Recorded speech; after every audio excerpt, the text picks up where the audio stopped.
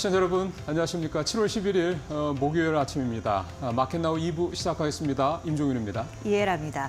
코스피 2,900 바짝 네. 다가섰습니다. 연고점을 돌파하니까요. 개인 투자자분들이 손실 덜 내야지, 수익 좀 챙겨야지 이러면서 많이 덜어내고 있거든요. 그래서 이번 달 들어서 개인 투자자분들이 얼마나 팔았나 봤더니 올해 전체 기준으로 봤을 때 한 4분의 1 수준을 팔았더라고요. 근데 이 말인즉슨 결국에 우리 시장에 남아있게 하는, 미국이나 해외로 안 떠나고 남아있게 할 그런 유인책들이 필요하다는 거 아니겠습니까? 그래서 오늘도 저희 2시간 동안 그런 내용들 전해드릴 거고요. 금통위 결과 있었죠. 예, 다시 동결이 됐습니다. 사실은 한국은행의 입지가 금리를 가지고 우리 독자적으로 통화 정책을 펼쳐나가기 좀 좁은 그런 상황 논면이 있습니다. 만약에 미국이 9월에 지금 기대대로 금리를 인하한다면 이제 그 이후에나 한국은행이 조금 금리에 손을 댈 수 있는 숨통이 튀지 않을까 그런 얘기들을 많이 하고 있습니다. 어쨌든 사실은 아무래도 우리가 해외 이런 부분에 의존한 게 크다 보니 이 경제 구조 자체가요. 이런 부분도 사실 어쩔 수 없다라고 생각하면서 사실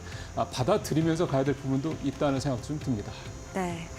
복잡 다단해지는 우리 시장인 것 같은데 네. 일단 오늘 시장 현재 구간에서 어떤 이슈들로 종목들이 움직이고 있는지 살펴봐 주시죠. 네, 지금 코스피가 0.8% 이상 오르고 있고요. 코스닥은 반면에 조금 코스피에 비해서는 상대적으로 부진하긴 합니다만 0.3% 가까운 상승률을 기록을 하고 있어서 일단 오늘 시장은 새벽에 끝난 뉴욕 시장의 어떤 강한 3대 지수가 모두 오르는 이런 강한 모습을 좀 투영이 되는 그런 모습인데요. 지금 전체적으로 보면 역시 빨간색 버블들이 훨씬 많죠.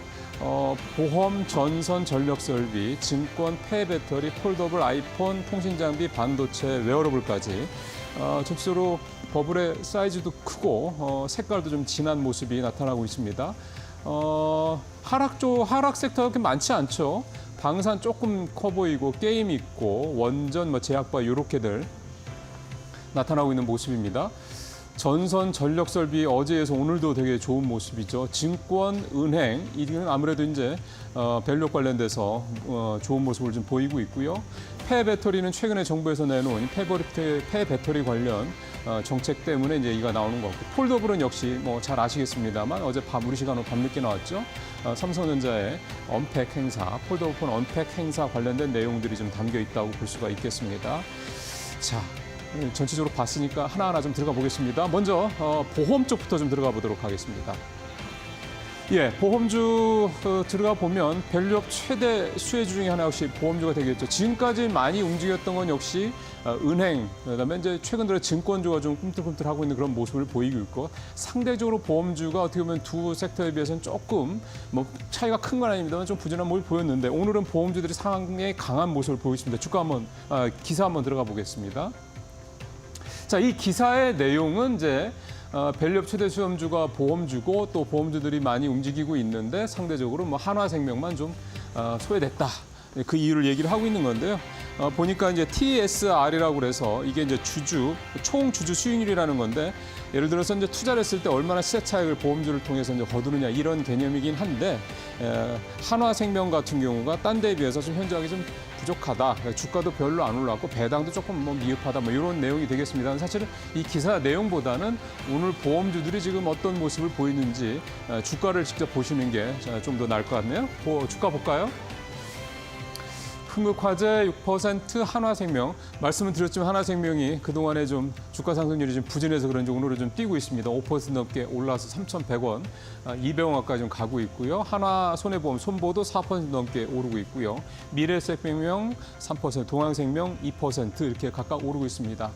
사실 보험주 같은 경우는 최근에 이슈가 있긴 합니다. IFRS 관련돼서 금감원에서 보는 시각과 업계에서 바라보는 시각이 틀리기 때문에 일부 회계 오류를 좀 금융감독원이 얘기를 하고 나서면서 자칫하면 이게 보험사들의 실적에 영향을 미칠 수 있다 이런 얘기가 나오고 있다는 게 있긴 한데 전체적으로 밸류업 측면에서 봤을 때는 이 어떤 이슈가 좀 대단히 보험주들의 주가 가치라든가 주가라든가 전체적으로 올해 실적에 크게 대단히 큰 영향을 미칠 정도의 사안은 아니라는 점에서 보험주들 역시 밸류업 관련해서 계속해서 좀 주시하면서 볼 필요가 있다. 특히 금융주에 비해서는 상대적으로 아직 덜 올랐다는 점 감안하시면서 이 보험 관련주들은 지켜보시면 도움이 좀 되지 않을까 싶고요. 자, 다음 섹터 한번 가보도록 하겠습니다.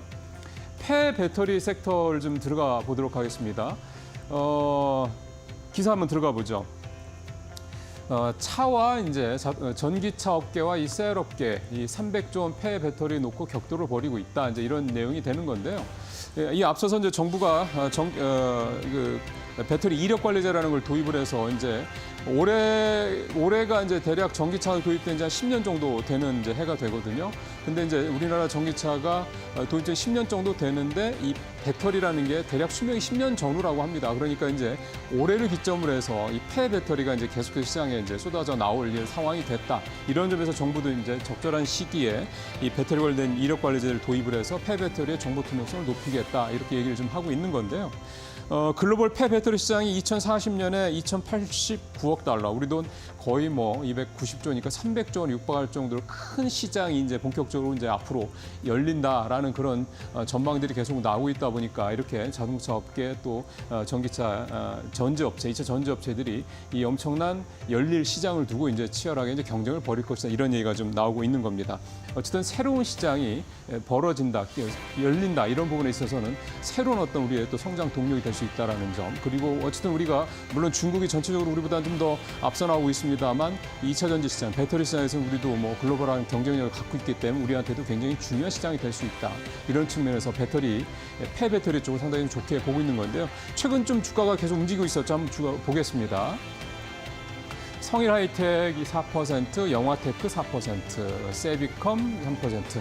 현대 글로비스도 뭐 3% 이렇게 올라오고 있는데, GS건설. 뭐 사실 밑에 두 기업들이 직접적인 연결고리가 좀 있지는 않습니다만 어쨌든 폐배터리 관련된 기업들, 사실은 아직 큰 기업은 없습니다. 그래서 시장이 커질 거기 때문에 여기서도 이제 기존 대기업이라든가 2차 전지 배터리 업체들도 있겠고, 이런 중소업체들의 어떤 그런 성장에도 되게 기대를 해볼 수 있는 그런 시장이라고 볼 수가 있겠습니다. 다음 섹터는 폴더블 쪽 좀 가보도록 하겠습니다. 아무래도 재료가 있기 때문이라고 볼 수가 있겠는데, 폴더블 들어가 볼까요? 자, 기사 한번 들어가 보시죠. 아마 이거 밤늦게 보신 분들도 계실 텐데, 삼성전자가 파리에서 폴더블 폰, 그다음에 G 폴드, 플립 6 이렇게 언팩 행사를 열었는데요. 역시 골자는 AI 이 부분이라고 볼 수가 있겠습니다. 올 1월에 갤럭시 S24 나왔을 때 이 AI 번역 기능이 들어가면서 삼성전자가 다시 이제 전 세계 판매량, 휴대폰 판매량 1위에 이제 다시 올라서는 그런 모습을 보이게 되는데, 그만큼 시장에서 AI 기능에 대한 관심들이 많다, 이런 얘기가 될 건데요.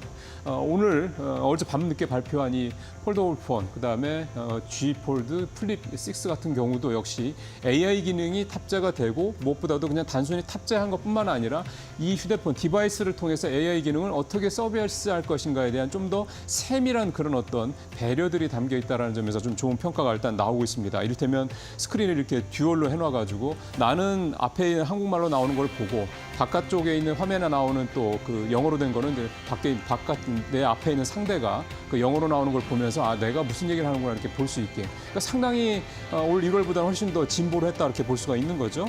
무엇보다 이제 아이폰 16 출시를 앞두고 삼성전자가 선제적으로 이 폴더블 폰을 그 AI 기능에 그 강화함으로써 좀 더 먼저 선점을 하겠다는 이런 어떤 전략적인 측면도 있을 것 같고요. 중요한 거는 삼성전자의 이 AI 기능이든, 그다음에 아이폰 16에 탑재할 AI 기능이든 간에 결국 이게 엣지단, 그러니까 최종 제품단에서 소비자들이 과연 AI 기술에 정말 선택을 할 것인가, 이 부분에 대한 것을 사전에 평가할 수 있는 굉장히 중요한 어떤 지표가 될 것이다, 이렇게 시장에서 바라보고 있습니다. 그런 점들을 봤을 때 일단 중요한 부분이라고 볼 수가 있겠는데요. 종목들 한번 들어가서 보겠습니다. 자, UTI, 세경하이테크, 덕산네오룩스, 그다음에 이제 디스플레이 쪽 LG 디스플레이, PI 첨단소재들, 이런 관련 업체들 이제 주가가 전체적으로 5%, 4% 이렇게 오르고 있는 그런 모습들을 보이고 있습니다. 자, 한 가지만 더 살펴본다면 이제 전선 쪽인데요. 전선은 계속해서 뭐 최근에 좋아지고 있는 모습을 보이기 때문에 오늘도 뭐 가장 버블 사이즈가 크다고 보는 건데, 정부에서 전력기 자재를 이제 수출 동력으로 급부상한다, 이런 이제 며칠 전에 나온 기사도 있겠고, 저는 오늘 이제 말씀드릴 기사가 어제 오후에 나온 기사인데, LS 전선이 미국에 1조 원을 투자해서 해저 케이블 공장을 신축을 한다, 이 내용을 좀 말씀을 좀 드리고 싶은데요.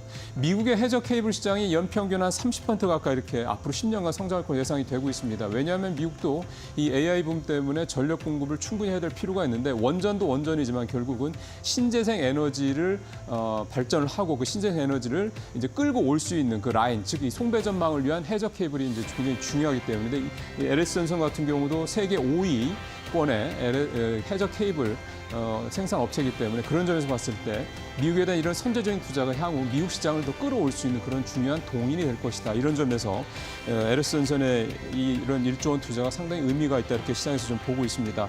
글로벌 전력망 투자 규모가 올해 735조 원 규모인데 2050년에는 870원 구조로 계속해서 확대될 것이다. 결국은 이 해저 케이블은 전력 공급, 전력 설비 쪽과 관련을 해서 앞으로 적어도 2030년까지는 계속해서 성장이 유력하다. 이런 부분을 좀 보면서 좀 더 장기적으로 이 전선과 전력 설비 쪽은 지켜보시는 것도 좋을 것 같습니다.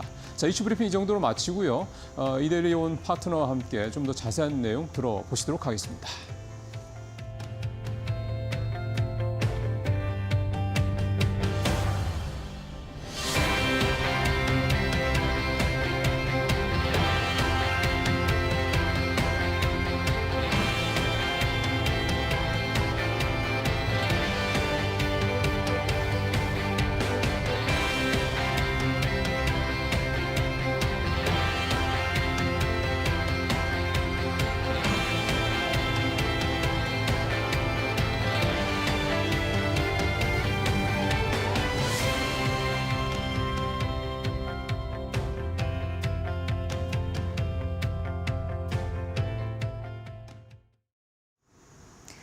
종목 얘기로 이어가 보겠습니다. 김한철 하이시그널 대표와 함께합니다. 안녕하세요. 안녕하세요. 네, 어느덧 7월 중순 접어들고 있거든요. 네네. 그래서 이 뜨거운 여름을 어떻게 나면 좋을지 일단 시장 어떻게 보고 계세요?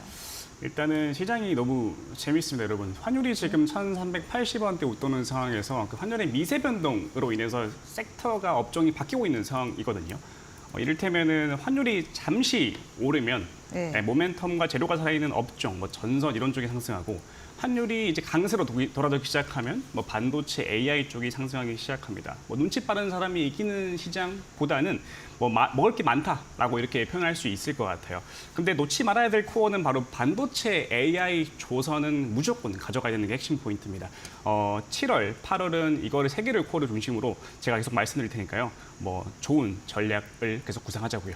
네, 알겠습니다.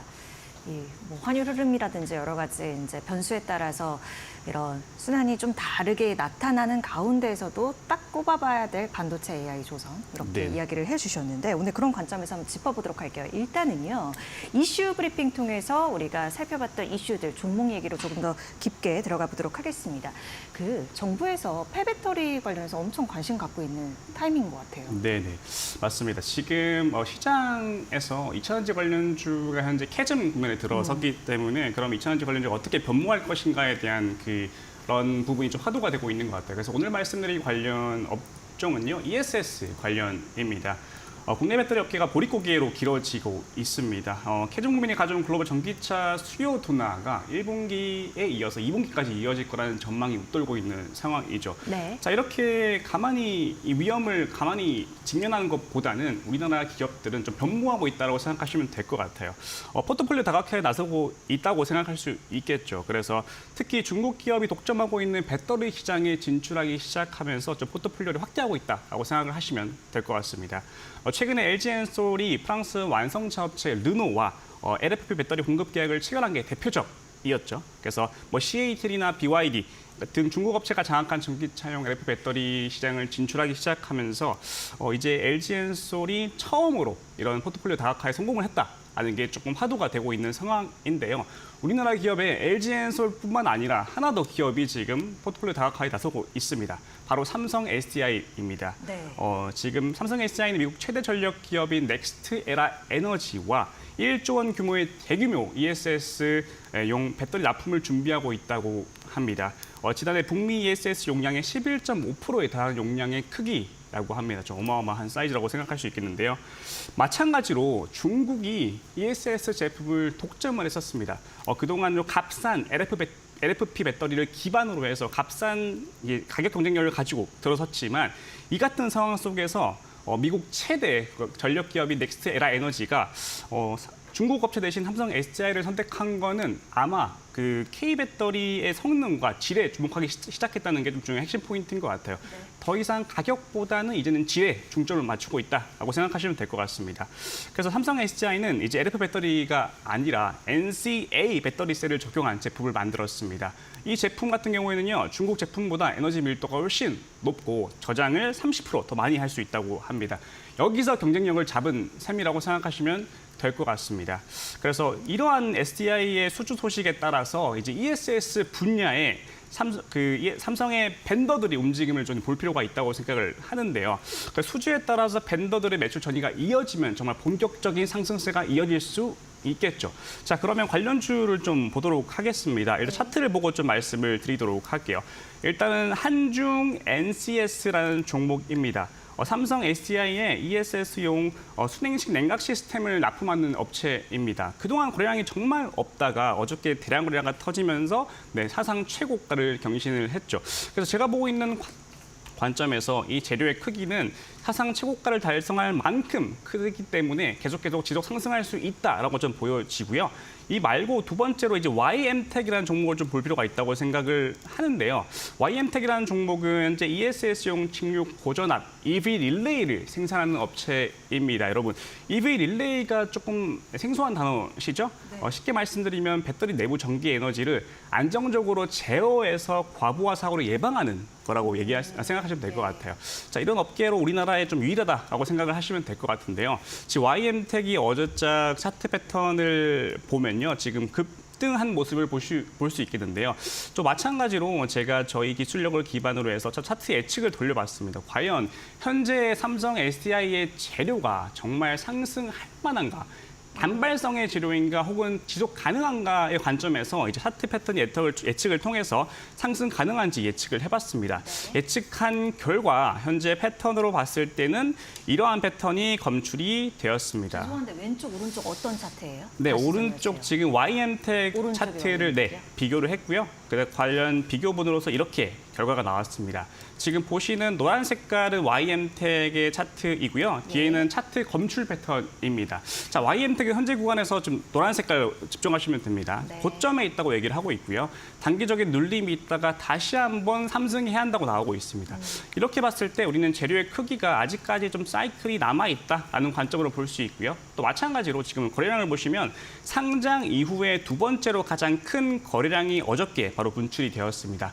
이렇게 보았을 때 아직까지 이런 재료는 계속 볼만하다라는 관점을 드리고 ESS 관련 브리핑을 마치도록 하겠습니다. 네. 이 시점에서 K 배터리 저력 기대하는 분들 참 많습니다. 일단은 뭐 삼성 SDI나 LG엔솔 포트 다각화 측면에서 이점을 좀 가지고 있는 그런 모습들을 요새 보여주고 있는데, 이 삼성 SDI 관련해서 이제 배터리 밸류체인에서 우리가 공략해 볼 수 있는 종목들을 몇 개 좀 짚어보셨고, YM텍도 이슈 아직까지는 좀 살아있다고 볼 수 있겠다. 또 차트 통해서 비교해 보면서 함께 살펴주셨고요. 다음은요, 우리 어느 쪽 볼까요? 다음은 원전을 좀 빼놓을 수가 네. 없을 것 같습니다. 지금 가장 재료적인 측면에서 앞단에 있는 재료라고 할 수 있는 원전 쪽을 한번 커버를 해보도록 하겠습니다. 여러분, 최근 원전주 흐름이 너무나도 좋습니다. 여러분도 아시겠지만 두산 에너빌리티, 한전기술 같은 정말 좋은 기업들이 퍼포먼스를 정말 좋게 보여주고 있죠. 곧 다가올 원전 관련한 재료가 있는데 한번 알아보도록 하겠습니다. 여러분, AI 시대가 개화하면서 에너지 관련 이슈가 정말 극대화로 치솟고 있는 상황입니다. 그래서 우리나라도 기존 탈원전 기조였다가 이제 친원전 기조로 바뀌었고, 특히 글로벌적으로도 마찬가지의 기조를 띠고 있는 상황입니다. 근데 지금 저희가 집중해야 될 포인트는요, 정부 정책이 바뀌었다는 부분보다는 앞으로 있을 재료입니다. 오늘 17일 날 체코 정부가 조만간 신규 원전 건설 프로젝트의 우선 협상 대상자를 선정한다고 합니다. 근데 중요한 포인트는요, 우리나라가 그 신규 원전 건설의 가장 핵심으로 지금 주목받고 있는 게 핵심이라고 생각하시면 될 것 같고요. 현재 프랑스 전력공사와 우리나라와 지금 경쟁하고 있답니다. 그런데 지금 체코 현지에서는요, 프랑스 전력공사가 러시아와의 협력 관계가 있다는 거를 우려해서 우리나라 정부 수주 가능성에 조금 점치고 있다고 합니다. 그래서 오늘부터 이제 9일 뒤에 결과가 발표되는데 우리 같이 한번 보자고요. 네. 그래서 한국 수력 원자력은 체코 체코 원전 그 수주를 위해서 우리나라의 그 팀 코리아를 만들었는데 그 안에 들어간 종목들은 바로 한국전력기술, 한전 KPS, 두산 에너빌리티가 있습니다. 그래서 만약에 원전 수출에 성공할 경우에 여러분들이 생각하는 그 이상으로 그 수주 금액이 들어오는데 이는 지난 2009년 UAE 그 바라카 원전 수출 이후에 15년 만에 성공하는 거고요. 규모는 30조 원에 육박한다고 합니다. 어떻게든 따내야겠죠. 그래서 특히 이제 한국은 입찰 단가가 낮은 상태고요. 납기 내에 준공할 수 있는 능력이 가지고 있다고 합니다. 그래서 지금 체코 현지에서도 우리나라를 이제 무위로 보고 있다고 하는데 좋은 결과가 있었으면 좋겠습니다. 현재 또한 지금 민 대통령이 나토 정상회담 일정에 돌입을 한 상태이고요. 그리고 이번 주부터 본회의에 앞서서 체코 정상회담과도 같이 미팅이 있다고 합니다. 영업을 꼭 해와야겠는데 말이죠. 네, 아무튼 관련해가지고 그럼 관련 종목들을 좀 볼 필요가 있다고 생각을 하는데요. 저희가 봐야 될 거는 두산 에너빌리티입니다. 차트를 보고 좀 말씀을 드리도록 하도록 하겠습니다. 두산 에너빌리티 먼저 볼게요. 자, 차트를 보시면요. 두산 에너빌리티. 네. 아, 일주일이 참 길어요. 이 우선 협상 대상자 17일에 나온다고 하는데 유독 맞습니다. 길게 느껴져요. 맞습니다. 그 재료가 긴 만큼 주가도 그 기대감이 반영이 되고 있는 게 사실인데요. 이번 주만 해도 12%가 현재 오르는 상황입니다. 그런데 지금 흐름을 제가 AI로 예측을 해봤습니다. 이게 뭐 주가를 예측하는 게 정말 쉽지는 않겠지만 시나리오는 가설을 세울 수 있겠죠. 지금 상황에서 두산 에너빌리티가 과연 상승할 수 있을까라는 관점으로 한번 AI 예측을 돌려봤는데요. 왼쪽에는 두산 에너빌리티의 패턴을 검출시킨 거고요. 오른쪽에는 그와 유사한 패턴을 찾았습니다. 이렇게 해서 그 결합시킨 결과는 네, 이렇게 나왔습니다. 오른쪽 종목은 뭔데요? 오른쪽 종목은 검출 패턴인데요. LS 일렉트릭입니다. 아, 예. 그래서 지금 두산 에너빌리티의 패턴을 보시면요. 검출 패턴과 굉장히 동일한 패턴을 보이고 있는 상태고요. 지금은 살짝 눌림에 있지만 상승할 거다라고 지금 얘기를 하고 있습니다. 과연 AI가 맞을지 뭐 한번 지켜보자고요. 네. 그래서 이렇게 두산 에너빌리티까지 좀 커버를 한 상태고요. 그래서 이제 뭐 일주일이 남은 기대감으로 인해 주가는 반영되기 때문에 그러면은 조금 재밌게 한번 가보면 두산 에너빌리티라는 종목이 지금 상승할 거라고 나왔잖아요. 그러면 가격 전략 같은 거를 살짝 한번 만들어 보자면 네. 지금 시나리오 기준에서 봤을 때는 차트를 보시면요.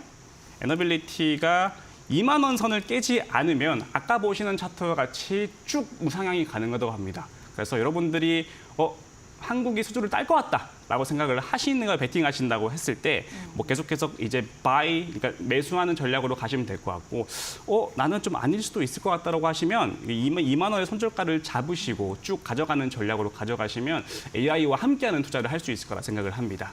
이상으로 원전 관련 브리핑을 마치도록 하겠습니다. 네. 그 대표님 회사에서 만든 AI로 포착하는 그 네. 차트를 통해서 좀 비교를 했어요. 그래서 두산 에너빌리티가 그 오른쪽 아까 비교했던 저기 LS 일렉트릭인데 어떠한 수순으로 갈지 좀 예상을 해볼 수 있는 그런 그림을 우리가 볼 수 있었는데요.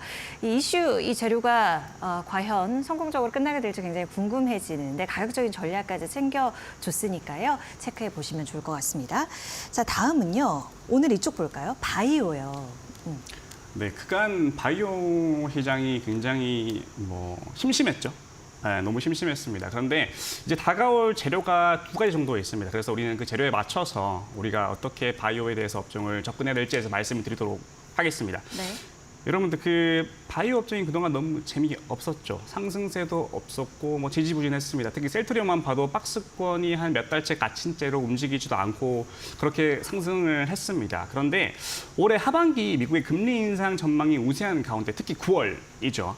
대표적인 성장 업종인 바이오 투자 심리가 개선될 것이라는 얘기가 조금씩 이제 나오고 있는 상황으로 생각하시면 될 것 금리 같아요. 인하 예상되면서요. 맞습니다. 네. 그래서 아직 시장에서 금리 인하에 대한 바이오 업종의 수단매가 이루어진 적이 아직 없습니다. 지금 시장에서 너무 갈 게 많기 때문에 아직 바이오 업종에서 돈이 안 들어왔는데 이 돈이 올 거라는 시나리오로 한번 가설을 세워보겠습니다. 네. 그래서 다가올 재료는 방금 말씀드린 것처럼 이제 금리 인하에 대한 이슈가 첫 번째가 될 것 같고요. 네. 그 두 번째는요. 미국이 바이오 시밀러 규제를 완화하는 방향으로 법 개정을 추진한다고 합니다. 예. 그래서 결국 자국민의 의료비 절감을 막기 위해서 약가를 인하하고 바이오 시밀러를 대체해서 조금 처방할 수 있는 법률을 개정한다고 합니다. 이러면 네, 당연히 이제 바이오 시밀러 업체들이 곽강거릴 수밖에 그쵸. 없게 수혜를 되겠죠. 예상해 볼 수가 있겠죠. 맞습니다. 자, 그럼 타임라인이 어떻게 될까요? 현재 미국 FDA는 개정안 초안을 공개를 했고 오는 9월 20일까지 공개 의견 수렴을 절차를 진행한다고 합니다. 자, 그러면 앞으로 남은 2달 동안에 지금 현재 금리 인하에 대한 기대감 플러스 그리고 미국 FDA의 그 법 개정 추진 관련한 모멘텀이 살아있기 때문에 네. 바이오 업종 투심이 뉴스가 부각되기 시작한다면 상승할 수 있겠다라고 가설을 세울 수 있을 것 같습니다. 자, 그러면 우리 어떤 기업을 봐야 될까라고 봤을 때 바이오 시밀러 대표업체 셀트리온입니다. 투자 포인트 2개만 짚어보도록 하겠습니다. 네. 첫째, 셀트리온은 미국 신약으로 인정받은 진펜트라, 램시마 SA 유명하죠. 이제 본격적인 공급 확대가 투자 포인트로 꼽히게 됩니다. 그래서 진펜트라의 올해 매출액은 3천억 원에서 4천억 원 수준으로 되고 내년에는 1조 원을 넘을 거라고 합니다. 이에 따라서 밸류에이션이 높아지기 때문에 가격도 메리트가 있어지게 되겠죠. 이게 첫 번째 펀더멘탈적인 측면이다. 자, 두 번째는 아까 말씀드린 좀 매크로 단에서 말씀드렸죠, 제가. 첫 번째 이제 미국 그 금리 인하에 대한 부분, 두 번째 미국 정부의 바이오 시밀러 규제 완화 기조로 인해서 상승할 가능성이 있다. 특히 그 바이오 시밀러 기업 중에서 셀트리온이라고 말씀을 드렸습니다. 자, 그러면 이렇게 방금 제가 가설을 세웠는데 이 가설이 과연 이제 기술적으로 통할까라는 부분에서 한번 또 가설을 세워보도록 하겠습니다. 네. 차트를 보시고 한번 저희의 AI 예측을 한번 돌려보도록 하겠습니다. 네. 돌렸더니 이렇게 나오는 거죠. 맞습니다. 어느 정도의 일치율이에요? 보도록 하겠습니다. 네. 이게 그 차트를 보고 말씀드릴게요. 일단 왼쪽에는 셀트리온이고요. 오른쪽에는 검출 패턴입니다. 네. 그래서 대략적으로 약 한 10년의 기간 동안에 같다고 지금 예측을 했고요. 네. 예측한 결과 아, 이렇게 나왔습니다. 네. 자, 지금 보시는 것 같이 주황색은 셀트리온이고 뒤에는 검출 패턴 롯데정밀화학입니다. 약 10년 동안 같은 패턴을 그리고 있으면 정말 신기합니다. 자, 그럼 이 상승 구간에 있다라고 얘기를 하고 있는데 방금 제가 말씀드린 매크로단의 이슈와 그다음에 셀트리온의 펀더멘탈리에 대한 그 매력적인 투자 포인트와 결합이 돼서 과연 검출 패턴처럼 상승할 수 있는지에 대한 부분 한번 같이 지켜보면 좋을 것 같습니다. 네. 근데 지금 검출 패턴을 보면요. 저기 맨 마지막 파란색 부분을 보면 네. 저 떨어지는데 저 부분은 어떻게 우리가 예상해요? 이제 셀트리온으로 저렇게 예상을 하면 네네. 이거는 좀 가격적으로 조금 더 세심한 면밀한 네. 그러한 전략이 필요할 것도 같아서요. 지금 맞습니다. 저 패턴대로라면. 물론 저거는 10년 장기 기준의 차트라고는 하셨지만. 맞습니다. 그래서 저희 회사가 많이 R&D가 개발이 필요합니다. 그래요? 그래서 앞으로 더 개발할 테니까요. 한번 잘 지켜봐 주시기 바랍니다. 아, 네. 아니, 지금으로도 충분한 정보예요. 그러니까 네. 어쨌든 지금 말씀해주신 재료로 네. 저렇게 검출 패턴처럼 아직까지 두 번의 상승을 남아있다. 찍을 수 있는, 남아있다. 맞아요. 그 부분을 얘기를 해주신 거잖아요. 어쨌든 맞습니다. 뭐 기간에 대해서는 뭐 계속 공약주, 특징주 점검을 해주시기 때문에 그 부분을 맞아요. 전략 챙겨주시면 될 것 같아요. 네, 다음 주에도 제가 와서 커버를 해드리겠습니다. 네, 네. 아, 지금 그래서 말인데요. 지금 네. 말씀해 주셨던 그 저희가 한 3번, 4번 정도 이 시간 통해 뵀는데 네. 네. 흐름들이 좋습니다. 그래서 이 시점에서 한번 리뷰해 보면 좋을 것 같아서 네, 알겠습니다. 우리가 신한지주 이것부터 볼게요. 네, 여러분들 제 AI가 과연 어떤 신뢰성이 있는지에 대해서 한번 검증을 드리도록 하겠습니다. 네, 네. 자, 여러분 너무 일단 궁금해요. 네, 신한지주라는 종목을 커버를 한번 해보겠습니다. 제가 3주 전에 나와서 신한지주의 매수 의견을 좀 추천을 드렸고요. 그때가 아마 이때였던 걸로 기억이 납니다. 차트를 보고 좀 말씀을 드리도록 할게요. 네, 이때였던 것 같습니다. 그래서 이게 상승할 수 있을 것 같습니다라고 말씀을 드렸고요. 그다음에 여기서 올라갈 때는 이제 여러분 추격 매수는 금지해야 됩니다라고 말씀드렸습니다. 그럼 그에 대한 근간의 이유는 무엇이었을까요? 자, 차트를 보면서 또 말씀을 드리도록 할게요. 네. 그때도 제 AI 예측을 통해서 제가 말씀을 드렸던 부분인데 자, 이렇게 볼게요. 제가 지난주에 나와서 지금 신한지주는 고점으로 가고 있습니다라고 말씀드렸고 주황 색깔이 신한지주였습니다. 그래서 여러분 이제 추격 매수는 절대 금지하셔야 됩니다라고 말씀을 드렸습니다. 근데 다행히도 저희 AI가 좀 맞았던 것 같아요. 다행히도. 그래서 지금 신한지주는 고점을 찍은 상태에서 지금 하락하는 네. 추세로 돌아섰습니다. 그래서 여러분 지금 신한지주 이때까지 대형 금융주가 좋았다면 지금은 조금 시야를 다른 데로 보시고요. 신한지주는 지금은 안 보셨으면 좋겠다라는 말씀을 드리고 두 번째 종목으로 넘어가도록 하겠습니다. 네. 이번에는 어떤 종목이에요? 자, SK 하이닉스입니다. 자, 네. 여러분 제가 계속 말씀드립니다. 지금 3주 연속 말씀드려서 27만 원까지 그냥 보십시오. 걱정 안 하셔도 됩니다라고 말씀드렸습니다. 그에 대한 근간의 이유는 솔직히 너무나도 많은데 그냥 핵심적으로 말씀을 드리면 그냥 외국인 보유 수량 비중이라고 좀 말씀을 드리겠습니다. 외국인 연기금으로 했네요. 네, 다시 한번 하겠습니다. 볼까요? 네. 외국인 보유 금액입니다. 네. 자, 네, 지금 지금 어떤 SK 문제가 안 하이닉스 뜨네요. 이제 차트로 어떠한 흐름을 보였는지 좀 살펴주시려고 하고 있습니다. 네, 자, 지금 외국인- 준비가 되면 바로 보도록 할게요. 어때요, 대표님? 지금 볼 네, 수 있을까요? 차트를 보시면요. 외국인 보유 수량을 밑에 보실 수 있겠는데요. 네. 지금 주가가 상승하면서 외국인 수량이 계속 비례적으로 늘어나고 있습니다. 그와 네. 동시에 현재 미국의 엔비디아도 계속 상승하고 있는 아, 추세를 달리고 예. 있죠. 여러분 27만 원까지 문제 없습니다. 그냥 계속 보유하시는 관점으로 가시면 될 것 같고요. 네. 그는 이제 AI도 기반에 예측했는데 오늘은 자료를 준비 안 돼 있기 때문에 제가 다음 주에 나와서 제 말이 맞는지 한번 확인을 시켜드리도록 하겠습니다. 네, 명쾌하네요. SK 하이닉스까지 봤고요. 다음은 우리 어떤 기업도 살펴볼까요? 네, 이제 그 한 번 더 리뷰 종목이 나와가지고요. 네, 한 번 더 맞아요. 커버하도록 하겠습니다. 네. 그 바로 지난주에 얘기했던 에이펙트라는 종목인데요. 네. 에이펙트도 마찬가지였습니다. 지금 흐름을 차트를 보고 말씀을 드리도록 할게요. 에이펙트도 지난주 목요일 날 좀 말씀을 드렸던 것 같아요. 그죠? 그리고 조금 상승세를 가고 있는데 여전히 전고점까지 볼만하다라는 관점으로 말씀을 좀 드리겠습니다. 그에 대한 근간의 이유는 그 AI 예측 기반에 또 말씀드릴 수 있겠는데요. 에이펙트를 예측했을 때 어떤 흐름이 나왔냐라고 봤을 때 이런 흐름이 나왔습니다.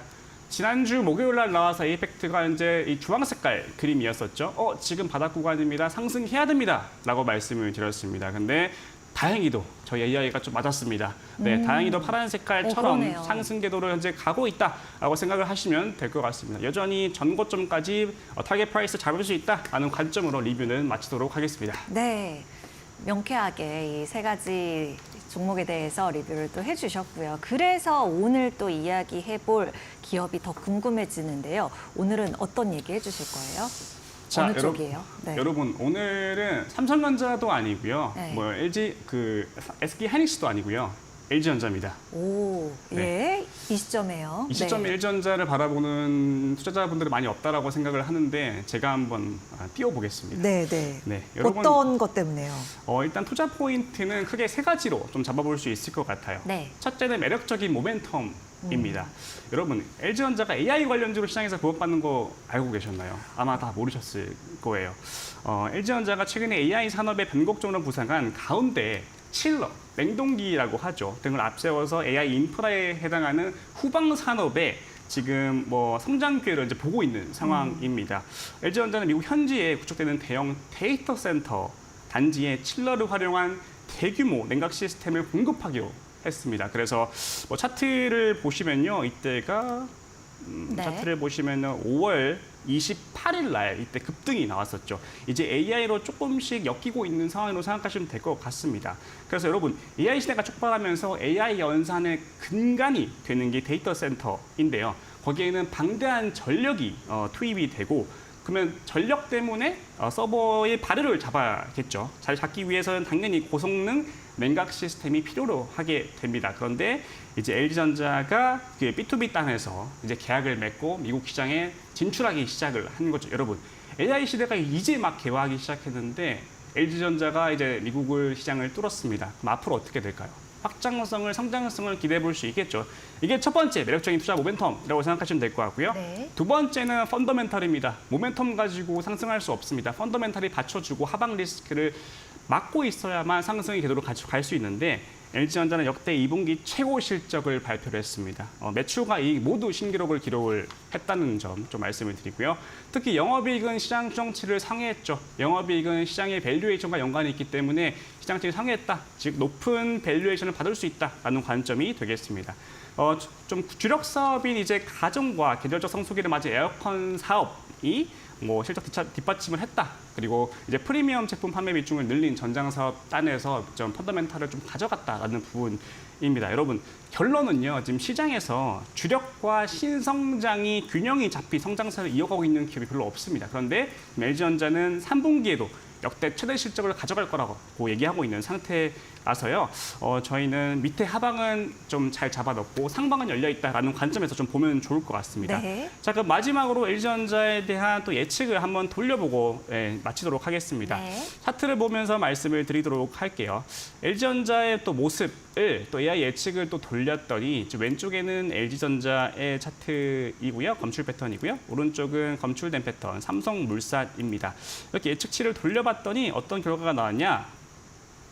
네, 이런 패턴이 나왔습니다. 자, 패턴으로 봤을 때는 LG전자의 위치가 삼성물산을 따라가야 한다라고 나와 있습니다. 예. 그렇기 때문에 앞서 제가 말씀드린 펀더멘탈리에 대한 모멘텀, 두 번째는 AI 관련된 모멘텀에 대한 그 재료가 있기 때문에 이 두 가지를 바탕으로 삼성물산처럼 상승할 수 있다라는 관점을 좀 말씀을 드릴게요. 자, 마지막으로 가격 전략을 말씀을 드리고 마치도록 하겠습니다. 네. 가격 전략은요, 현재 구간에서 매수가 가능하다고 저는 보여지고 있고요. 밑으로 손절가는 짧게 5%만 잡도록 하겠습니다. 그리고 위에 상방은 12만 5천 원까지 바라보도록 하겠습니다. 네. 이상입니다. 네. AI로 포착한 그 차트 보니까 일단 뒷부분에 꺾이는 게 없어서 좀 굉장히 명쾌하게 느껴지고 LG전자를 이 시점에 꺼낸 이유, 모멘텀, 펀더멘탈, 실적까지 좀 이제 탄탄하게 챙길 수 있는 그러한 내용들로 설명을 해주셨습니다. 오늘 LG전자까지 공약주 들어볼 수 있었고요. 또 다음 주 이 시간에 뵙도록 할게요. 고맙습니다. 감사합니다.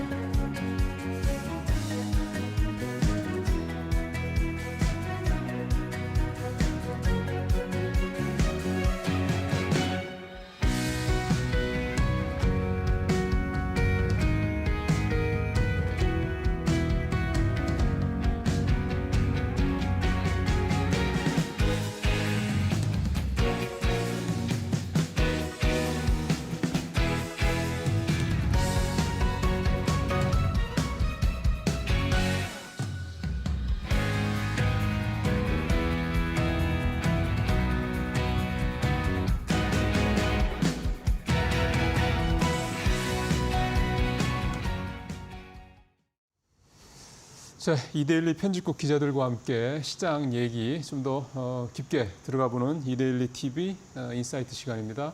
오늘은 이데일리 편집국의 최은길 정책팀장 모시고 시장에 조금 더 근접한 얘기 오늘 나눠보도록 하겠습니다. 최 기자님 어서 오십시오. 예, 안녕하십니까? 예, 오늘 3분기 증시 전망 요걸 가지고 좀 얘기를 좀 해봤으면 좋겠는데 코스피는 아주 막 쭉쭉 올라가는 느낌은 아니지만 그래도 꾸준히 2,900선 향해서 가고 있네요. 예, 맞습니다. 오늘 방송 들어오기 전에도 보니까요, 코스피, 코스닥이 그래도 이제 오름세를 오늘 보이고 괜찮아요. 있고요. 네. 그 삼성전자도 보니까 한 88,000원 이제 그 정도에서 안팎을 가고 있어서 상승세를 보이고 있어가지고요.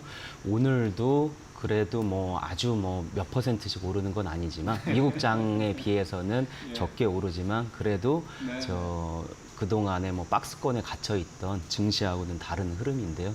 사실 뭐 그저께에는 뭐 코스피 시총이 역대 최대치를 이제 기록을 했고, 조금 전에 말씀드린 삼성전자 주가를 놓고도 뭐 9만 전자, 뭐 10만 전자 그런 이제 기사들을 열심히 이제 증권 그 부기자들이 쓰고 있거든요. 그래서 이제 그 이 추세가 얼마나 될지 이게 보니까 이제 B2 지표라고 해가지고 증권사가 이제 주식 그 매수 대금을 빌려주는 신용거래 융자 그 잔액 수치가 있는데요. 그렇죠. 최근에 이제 금융투자협회 홈페이지에 가서 수치를 보니까 20조 원을 돌파한 상황입니다. 이게 많은 거예요. 예, 그렇습니다. 이게 뭐 과거에 좀 그 코로나 그때 정도만큼은 아니지만 작년에 뭐 주가 조작 있고 그랬을 때는 뭐 쭉쭉 빠졌거든요. 그렇겠죠. 20조 원 안 됐는데 이제 최근에 이제 오름세를 보이니까 요렇게 이제 그 빌려서 그렇게 그 주식 투자를 하는 분들이 이제 점점 늘고 있고요. 있다. 특히나 이제 뭐 포모라고 하죠. FOMO 해서 이제 다들 좀 돈 벌어서 뭐 인증 하는 것도 그 웹사이트나 어디에 이제 올리고 있고 하는데 나만 이제 좀 돈이 없어서 못 버는 게 아닌가 하는 그런 벼락까지 심리에 갔다는 느낌 드는 거. 예. 그래서 이제 뭐 이제라도 빨리 이제 좀 추격 매수를 해야 되나 뭐 그런 얘기들도 나오고 있는데요. 맞습니다. 네. 그래서 오늘은 사실 이제 3분기 이런 시점, 이런 상황이 계속될지 그런 걸 이제 증권사 리서치 센터장 그리고 애널리스트들 대상으로 취재를 한 거로 오늘 말씀을 드리려고 하고요. 예. 이제 뭐 관련된 내용은 뭐 3분기 전망이나 주목할 업종이나 리스크가 있는 업종이나 그리고 뭐 미국 대선 등 해외 영향이나 네. 그리고 이제 밸류업 여파 그리고 특히 이제 어제 이제 뭐 그 이재명 민주당 대표가 금투세 관련돼서 좀 언급한 내용도 맞아요. 있어가지고요. 네. 향후에 좀 어떻게 될지 그 내용도 같이 한번 국내외 변수도 함께 정리해봤습니다. 예. 사실은 뭐 특정 종목 얘기가 아니고 전체적으로 시장이 앞으로 어떻게 할 거냐. 그다음에 이제 큰 틀에서 뭐 섹터나 이런 쪽 얘기를 좀 오늘 좀 자세히 좀 들어볼 수 있는 기회가 될 것 같은데 일단 취재를 해보시니까 3분기 전체적으로는 어떻게 보세요? 예, 방금 전에 앵커님께서 말씀해주신 그 질문처럼 3분기 전망이 어떻게 되겠습니까? 하는 그런 질문을 그대로 애널리스트 분들한테 이제 그 얘기를 했는데요. 네. 이제 그 답변은 우상향 그리고 플러스 기운이 강하다. 그렇게 네. 이제 결론적으로 말씀을 드릴 수 있는데요. 좋게 보고 있다는 얘기죠, 그죠? 예, 3분기 좋게 보고 있습니다. 그 대다수가 뭐 코스피 3천 이상을 보는 그런 의견들도 뭐 많이 있었고요. 그러니까 올 하반기에 예, 3천이 넘을 수 그렇습니다. 있다. 예, 그런 의견도 많이 예. 있습니다. 물론 이제 뭐 증권사에서 항상 전망하는 게 워낙 다양한 변수가 있기 때문에 그 동안에도 좀 꼭 맞아 떨어진 건 아니지만 그렇죠. 최근 뭐 분위기를 보면은 좀 뭐 코스피도 쭉 오르는 상황이 있고 특히나 이제 외국인이 뭐 어제까지도 6거래일 연속 이제 순매수로 이제 장 마감을 한 상황이니까요. 좀 외국인의 어떤 매수세도 있으니까 뭐 지금 전망하는 게 꼭 너무 이렇게 또 이번에 틀리는 게 아니냐 뭐 그런 의견도 있지만 뭐 그래도 이번에는 좀 맞지 않을까 하는 의견도 많이 있고요.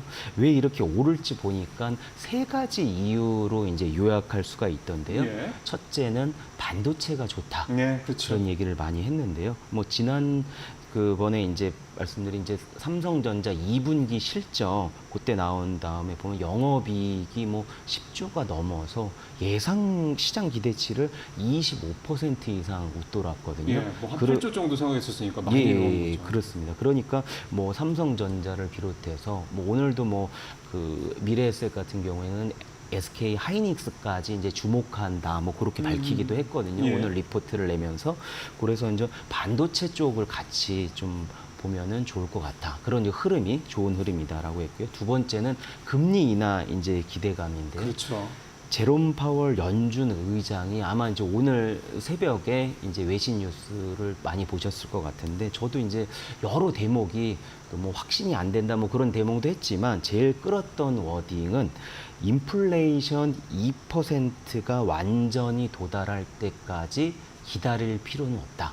그러니까 지금은 인플레이션 파이터로 연준이 계속 고금리 상황을 유지하고 있지만 현재 지금 금리가 계속 둔화하고 있는 상황에서 꼭 2%에 가까이 너무 갈 정도까지 계속 고금리를 유지하는 게 아니다라고 시사를 해서요. 증권사 쪽에서는 오늘 아침에 쭉 관련 리포트를 많이 냈는데 저도 뭐 관련된 기사를 쓰면서 9월 금리 인하 기대감 이런 표현으로 저 기사를 썼거든요. 네. 그래서 금리 인하 기대감이 이제 다시 한번 이제 이번 달 들어 살아났기 때문에 그런 이제 우리나라 증시에도 훈풍이 불 거다 그런 거고요. 그러니까 파월의 얘기는 2% 기존의 입장보다도 조금 더 그러니까 금리가 목표치 2%에 더 바짝 가지 않더라도 금리를 내려야 될 수도 있다. 예. 그 이유에 대해서 파월은 이제 주로 얘기하는 게 지금 고용 같은 이런 지표 얘기를 좀 하는 맞습니다. 거죠. 뭐 뒷부분에 이제 구체적으로 말씀드리려고 하는데 예, 현재 그러시죠. 어쨌든 경제나 어떤 그 실업률 그런 상황이 조금씩 이제 올라가는 상황이다 보니까 그런 이제 미국의 경기 상황을 고려했을 때 물가도 좀 어느 정도 잡히는 상황이니까 그러니까. 이제는 하반기에 좀 금리 인하할 수 있지 않을까 그런 그 시장 그런 분위기가 확 퍼지는 그런 상황입니다. 그러니까 연준의 그 목표가 물가 잡는 거하고 고용 유지하는 건데 맞습니다. 이제 물가보다는 고용 쪽으로도 보겠다. 이런 것들이 조금 스탠스의 변화가 조금 이제 있다 볼 수 있다는 그쪽으로 이제 거군요. 가는 게 아닌가 그러니까. 하는 이제 그런 움직임이 이제 최근 이번 주 들어서 많이 나타나고 있는 상황입니다. 예.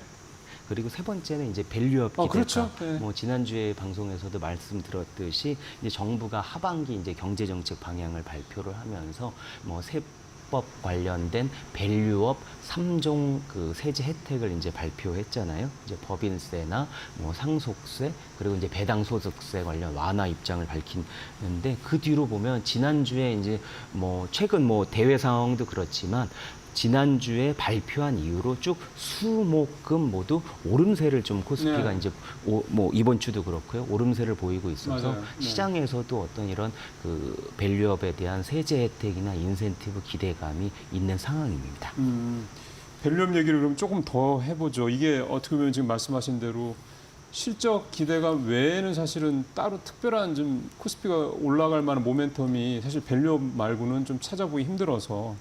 근데 이게 사실은 밸류업이라는 거는 세법 개정안도 그렇고 뭔가 이렇게 법률과 관련된 부분들이 좀 얽혀 있는 것들이 많다 보니까 지금 국회 상황에서 이게 지금 정부가 내놓는 그런 내용대로 갈 수 있을 것이 자꾸 이제 이런 맞습니다. 어떤 리스크 얘기들이 나온단 말이에요. 예, 맞습니다. 이게 전부 다 이 밸류업 세법 그 세제 혜택 3종 세트가 뭐 조특법이나 그 상증세법을 개정을 해야 되는 거기 때문에 사실 국회의 다수당의 민주당이 이거를 정부 입장을 그대로 받아서 여당 입장 그대로 이거를 처리할 수 있을까 하는 의구심이 많은데요. 네. 그럼에도 정부가 계속 이런 밸류업의 세제 혜택이나 인센티브를 주겠다는 그런 입장을 계속 주기적으로 시장에 메시지를 전달을 하면서 네. 의지를 강조할 예정이기 때문에 네. 이게 시장의 반응이 올 것 같은데요. 사실 뭐 1월에 이제 그 윤 대통령이 관련 이제 그 밸류업 얘기를 하고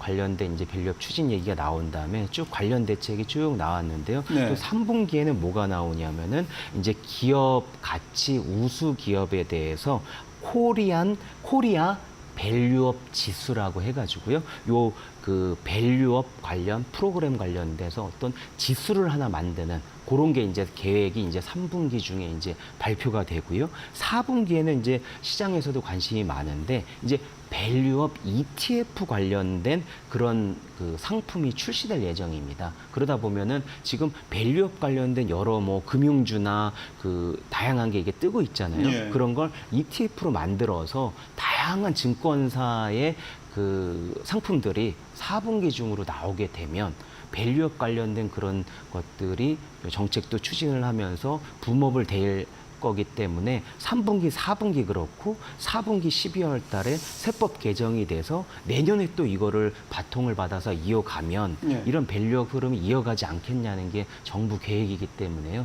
이런 시장의 기대감은 있는데 이런 국회에서 그거를 어떻게 가는지 그건 네. 좀 그 함께 봐야 할 부분입니다. 세제 개편안, 그다음에 밸류업 지수, 그다음에 밸류업 ETF까지 이렇게 순차적으로 우리 지금 밸류업 프로그램들이 진행이 일단 되고 있다라는 거고요. 그러니까 계속해서 이제 올 하반기까지 내내 밸류업에 대한 이 모멘텀, 이슈를 계속해서 정부는 끌고 갈 생각이다.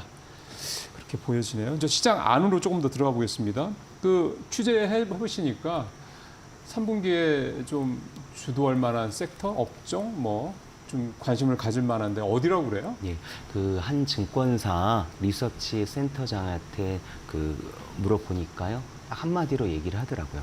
반도체주가 역시. 주도주다. 예. 이렇게 얘기를 했는데요. 네네네. 그 실제적으로 보면 뭐 반도체가 이제 국내도 있지만 사실 뭐 서학개미라고 네, 해서 미국장에서 해외에도 뭐 많이 그렇죠. 하잖아요. 그렇죠. 근데 정말 많이 투자하는 거를 피부로 느낀 게 예탁결제원이 최근 한 달간 네. 국내 투자자들이 어디에 이제 투자를 많이 했는지 해외 주식 그 순위를 쭉 이렇게 발표를 했는데요.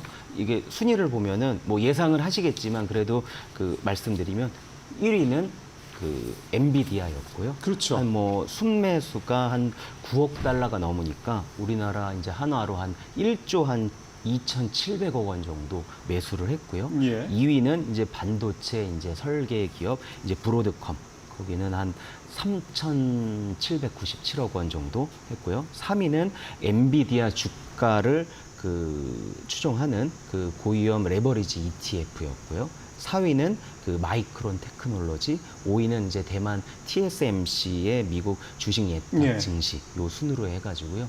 우리가 저 알만한 그런 좀 오른다는 그런 종목에 한 뭐 수조 원을 이제 매수한 이제 최근 한 달 사이에만요 그런 거니까요. 그 상당히 많이 투자를 했고요. 예. 그 최근 한 달간 이제 개인들은 이제 삼성전자와 하이닉스 주식을 한 5조 원, 한 3천억 원 정도씩 그 순 매도를 하기도 했지만 지금 이렇게 오르는 거는 외국인들이 삼성전자와 SK 하이닉스를 계속 매수하고 있는 상황이니까 쭉 우리나라의 그 국내 반도체주의 상승세도 지금 계속 이어지고 있는 상황이고요. 그러니까 개인들은 파는데 외국인들은 참 계속 사고 있고요. 예, 그렇습니다. 그러네요. 네. 예. 그래서 이제 제가 또 그러면 또 그 팁으로 반도체 외에 또 주목할 뭐 업종이나 그런 건 없습니까? 이렇게 물어보니까 딱 세 가지를 얘기를 하더라고요. 그러니까 미용 의료기기 관련된 이제 뭐 K-뷰티 관련 그런 그 업종, 그리고 이제 조선 업종, 그리고 그 방산 업종 그렇게 얘기를 했는데요. 뭐 K-뷰티 같은 경우에는 최근에 뭐 그 관련된 이제 IPO 뭐 흥행도 있었고, 그리고 이제 뭐 그 조선주 같은 경우에는 실적들이 대부분 이제 그 해양사들 이제 그 조선사들 그 실적이 꽤 좋거든요. 예, 맞습니다. 그러다 보니까 이제 조선주가 뭐 줄줄이 이제 오르고 있고 52주 신고가를 기록하기도 하고요. 뭐 방산 업종은 뭐 지금 러시아, 우크라이나, 이스라엘, 하마스 뭐 트럼프가 되면은 더 아메리카 펄스트로 해서 더 그런 이제 방위비 더 전쟁, 늘리겠다 뭐 이런 얘기 예, 나오니까. 그런 얘기가 예. 나와서 방산 업종도 주목되는 업종으로 그 제시가 됐습니다. 그 여의도에서 바라보는 전망이 지금 사실 우리 투자자분들이 보시는 것과랑 별로 그렇게 큰 갭이 없네요. 예, 그러니까 그렇습니다. 반도체, 뭐 K-뷰티, 그러니까 화장품, 그다음에 조선, 방산 이런 쪽으로 예. 전체적으로 좀 비슷한 모양새를 갖추고 있는데 뭐 이런 어떤 방향성이 일치한다는 것은 굉장히 다행이라는 생각이 좀 들고요. 투자자들이 좀 조심해야 될 리스크가 예, 그렇습니다. 있을 거예요. 예. 어떤 거 얘기하던가요? 이런 훈풍이나 뭐 반도체나 이런 그 투자를 그럼 언제까지 과연 할 수가 그러니까요. 있을까? 또 리스크가 닥치면 또 한순간에 또 그럼요. 그 떨어지게 되니까 예. 그런 관련된 물어보니까요. 우선은 뭐 제가 먼저 그 애널리스트들에게 뭐 일본이 37년 만에 슈퍼 엔저이고 뭐 해외 뉴스 보면 프랑스에서 뭐 예상을 깨고 좌파 연합이 뭐 이제 나오기도 하고 이런저런 유럽과 일본 뭐 다양한 상황을 얘기를 했는데 제가 취재한 애널리스트 한 분은 그 모든 거 다 마이너한 요소고 아, 별거 아니다. 예, 그 엄청 많이 뉴스가 나오지만 투자자들 그렇게 많이 신경 안 쓰셔도 됩니다. 아예 딱 얘기를 하시면서 네. 얘기를 하는 게 딱 두 가지만 보시라고 하시더라고요. 미국의 금리 인하와 미국의 대선 결과, 그 결과 중요하다고 하는데 이제 우선 이제 금리 인하부터 말씀드리면 네. 그 앞부분에 서두에 말씀해 주셨듯이 경기 침체 그 관련돼서 지금 미국 연준에서 조금씩 많이 보고 있는 게 그 실업률 관련돼서 많이 고용지표. 보고 있는데 고용지표 많이 보고 있는데요. 이제 파월 의장이 이번 주 이제 상원 보고에서 이제 정책적 억제를 너무 늦게 하거나 너무 적게 하면 경제 활동과 고용이 악화할 수 있다 해가지고요. 고용이 좀 우려되는데 지금 실업률 관련돼서 이제 지표가 좀 중요한데요. 실업률 추이가 지금 화면에도 나오고 있지만 그 6월 달 같은 경우에는 4.01%를 나왔는데 이게 이제 시장에서는 4.0으로 해서 지금 시장 전망치를 이제 그 웃도는 그런 상황이고요. 예.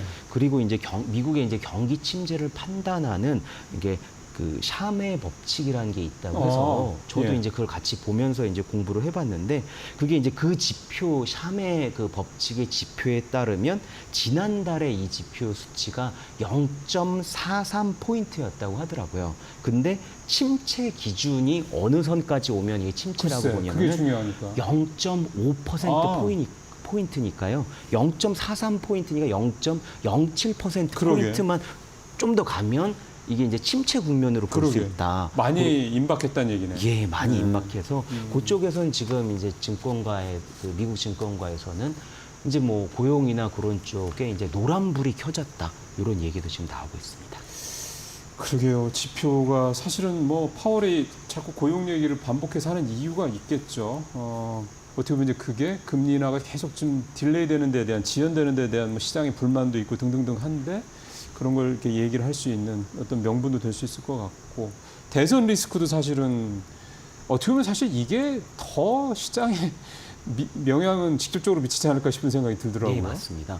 사실 뭐 이번 달에 저 국내 투자자분들께서도 다 보셨겠지만 바이든 트럼프의 1차 토론을 보고요. 저는 계속 그 유튜브에 떠져 있는 거를 계속 요즘에 반복해서 보고 있는데 아무리 봐도 정말 이제 바이든이 토론에 참패했다. 뭐 목소리 톤도 그렇고요. 뭐 전달력도 그렇고 뭐 메시지도 그렇고 그 9월 달에 이제 다시 2차 토론회가 있거든요. 과연 여기서 그걸 만회할 수 있을까? 뭐 최근 뭐 바이든이 ABC 인터뷰에서 뭐 사퇴서를 일축하기도 했는데 여전히 이제 2차 때도 그러면은 이게 그러면은 선거 망한 게 아니냐 이런 얘기까지 나오지 않을까? 특히나 워싱턴 D.C.는 민주당 또 좀 지역이기 때문에 그렇죠. 그쪽의 우려는 사실 뭐 상당히 큰 상황이고요.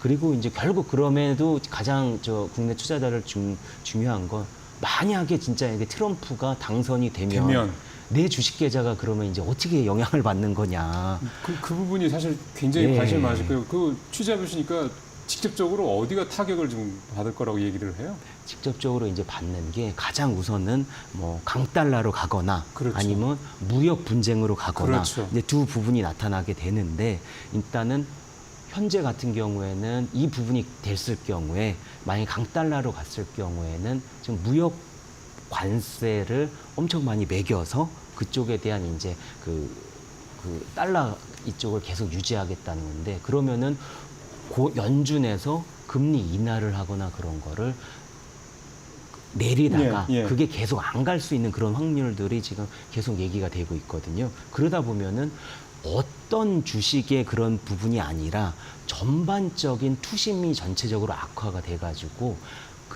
지금 오르던 게 다시 내려가면서 박스권에 갇히면서 전반적인 주식 투자가 어렵게 될 거란 걸 전망이 많고요. 그래서 일각에서는 트럼프가 되는 순간 일단은 내년 1월에 이제 취임을 하잖아요. 그렇죠. 그때까지는 일단 주식 투자를 접어야 되는 게 아니냐. 그런 이제 뭐 극단적인 얘기도 나올 정도로 이게 나오고 있고 특히나 어떤 접촉을 얘기하기 힘든 게 트럼프가 럭비공처럼 그런 사실 튀는 그게 상황이 제일 있기 큰 때문에요. 거예요. 그러니까 이 업종이 괜찮다고 해도 다음 날 아침 새벽에 트위터에서 어떤 얘기를 할지가 모르거든요. 그러니까. 요즘에 뭐 트위터가 아니라 유튜브에 나와서 요번에 할 수도 있고요. 뭐 X에도 할 수도 있고 등등 하여간. 그러니까 사실은 지난번 2016년, 2020년 그때 그러니까 대통령 재임 시절에 제일 시장을 불안하게 했던 게 도대체 말씀하신 대로 저 양반이 어디로 튈지를 모르고 그 당시엔 트위터죠. 트위터에 또 그 다음날 아침에 뭔 얘기가 나오나 사실 이게 시장이 제일 싫어하는 게 불확실성인데 그거를 아마 가장 크게 했던 게 이 트럼프의 가장 큰 걱정거리가 아닌가 생각이 드는데요. 이제 시간이 다 돼서 마지막 얘기 이거는 사실은 조금 여쭤봐야 될 것 같아요. 또 최 기자님이 계속해서 팔로우를 하는 분야이기 때문에 금투세 부분 이재명 대표 연급을 들어보면 이게 결국은 좀 폐지를 한다는 쪽인 건지 사실 명확하게 잘 와닿지는 않더라고요. 그러니까 뭐 일단 유예만 하자. 어제 내용만 빨리 평가해서 말씀 유예만 하자. 그 정도만 이렇게 운을 띄운 건데 유했죠. 예, 근데 거체적으로 뭐 1년인지 2년인지 그런 것들은 알 수가 없고 전반적으로 당론이 그걸 확정이 됐는지 그것도 지금 끝까지 그렇죠. 좀 봐야 되는 상황이고요. 네. 그래서 저는 이제 그 당시 이제 어게인 2022년이 되는 게 아니냐 하는 생각이 드는데요. 예. 그때도 이제 11월 14일 날 그 이재명 그때도 그 민주당 대표가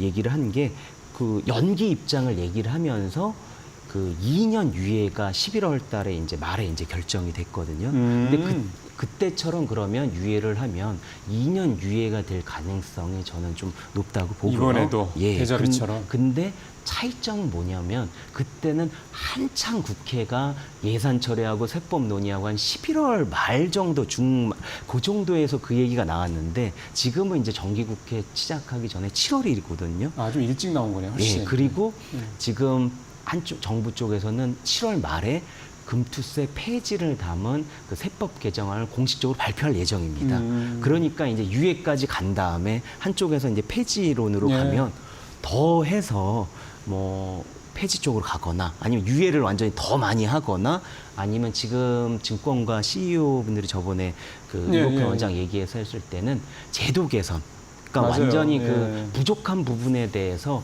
완전히 지금 좀 어려운 뭐 원천징수 부분인지 그런 여러 가지 부분을 일단 유예를 하든지 어떻게 하든지 그 부분은 확실하게 좀 개선을 하고 가자. 그런 얘기도 될 수가 있을 것 같아가지고요. 2002년하고 상황하고 다른 거는 제도 개선이 지금 논의할 수 있는 기간이 한 5개월, 6개월 정도 남아있기 때문에 그런 상황을 좀 같이 보면은 좀 변수가 조금 더 있지 않을까 그렇게 생각이 됩니다. 그리고 사실은 또 이 대표가 지금 이제 당대표 선거에 다시 이제 나올 예정이다 보니까 일단 대표가 되고 나서 되면 아무래도 뭐 지금까지야 뭐 사실 거의 되겠다고 생각하지만 되고 나서 이제 말씀하신 대로 이런 어떤 그동안에 자기가 얘기했던 것들을 직접적으로 추진할 건지 말 건지 결정이 될 거니까 일단 이재명 대표가 당 대표에 다시 이제 되는지 이 부분부터 좀 먼저 봐야 될 것 같은데 일단 좀 시점은 2년 전보다는 빨라졌다. 예, 그렇습니다. 그런 부분들이 조금 차이가 있긴 하네요. 네, 지금까지 이대리 편집국의 최영길 팀장과 시장 관련된 주요 얘기들 좀 나눠봤습니다. 말씀 잘 들었습니다. 네, 고맙습니다. 네네.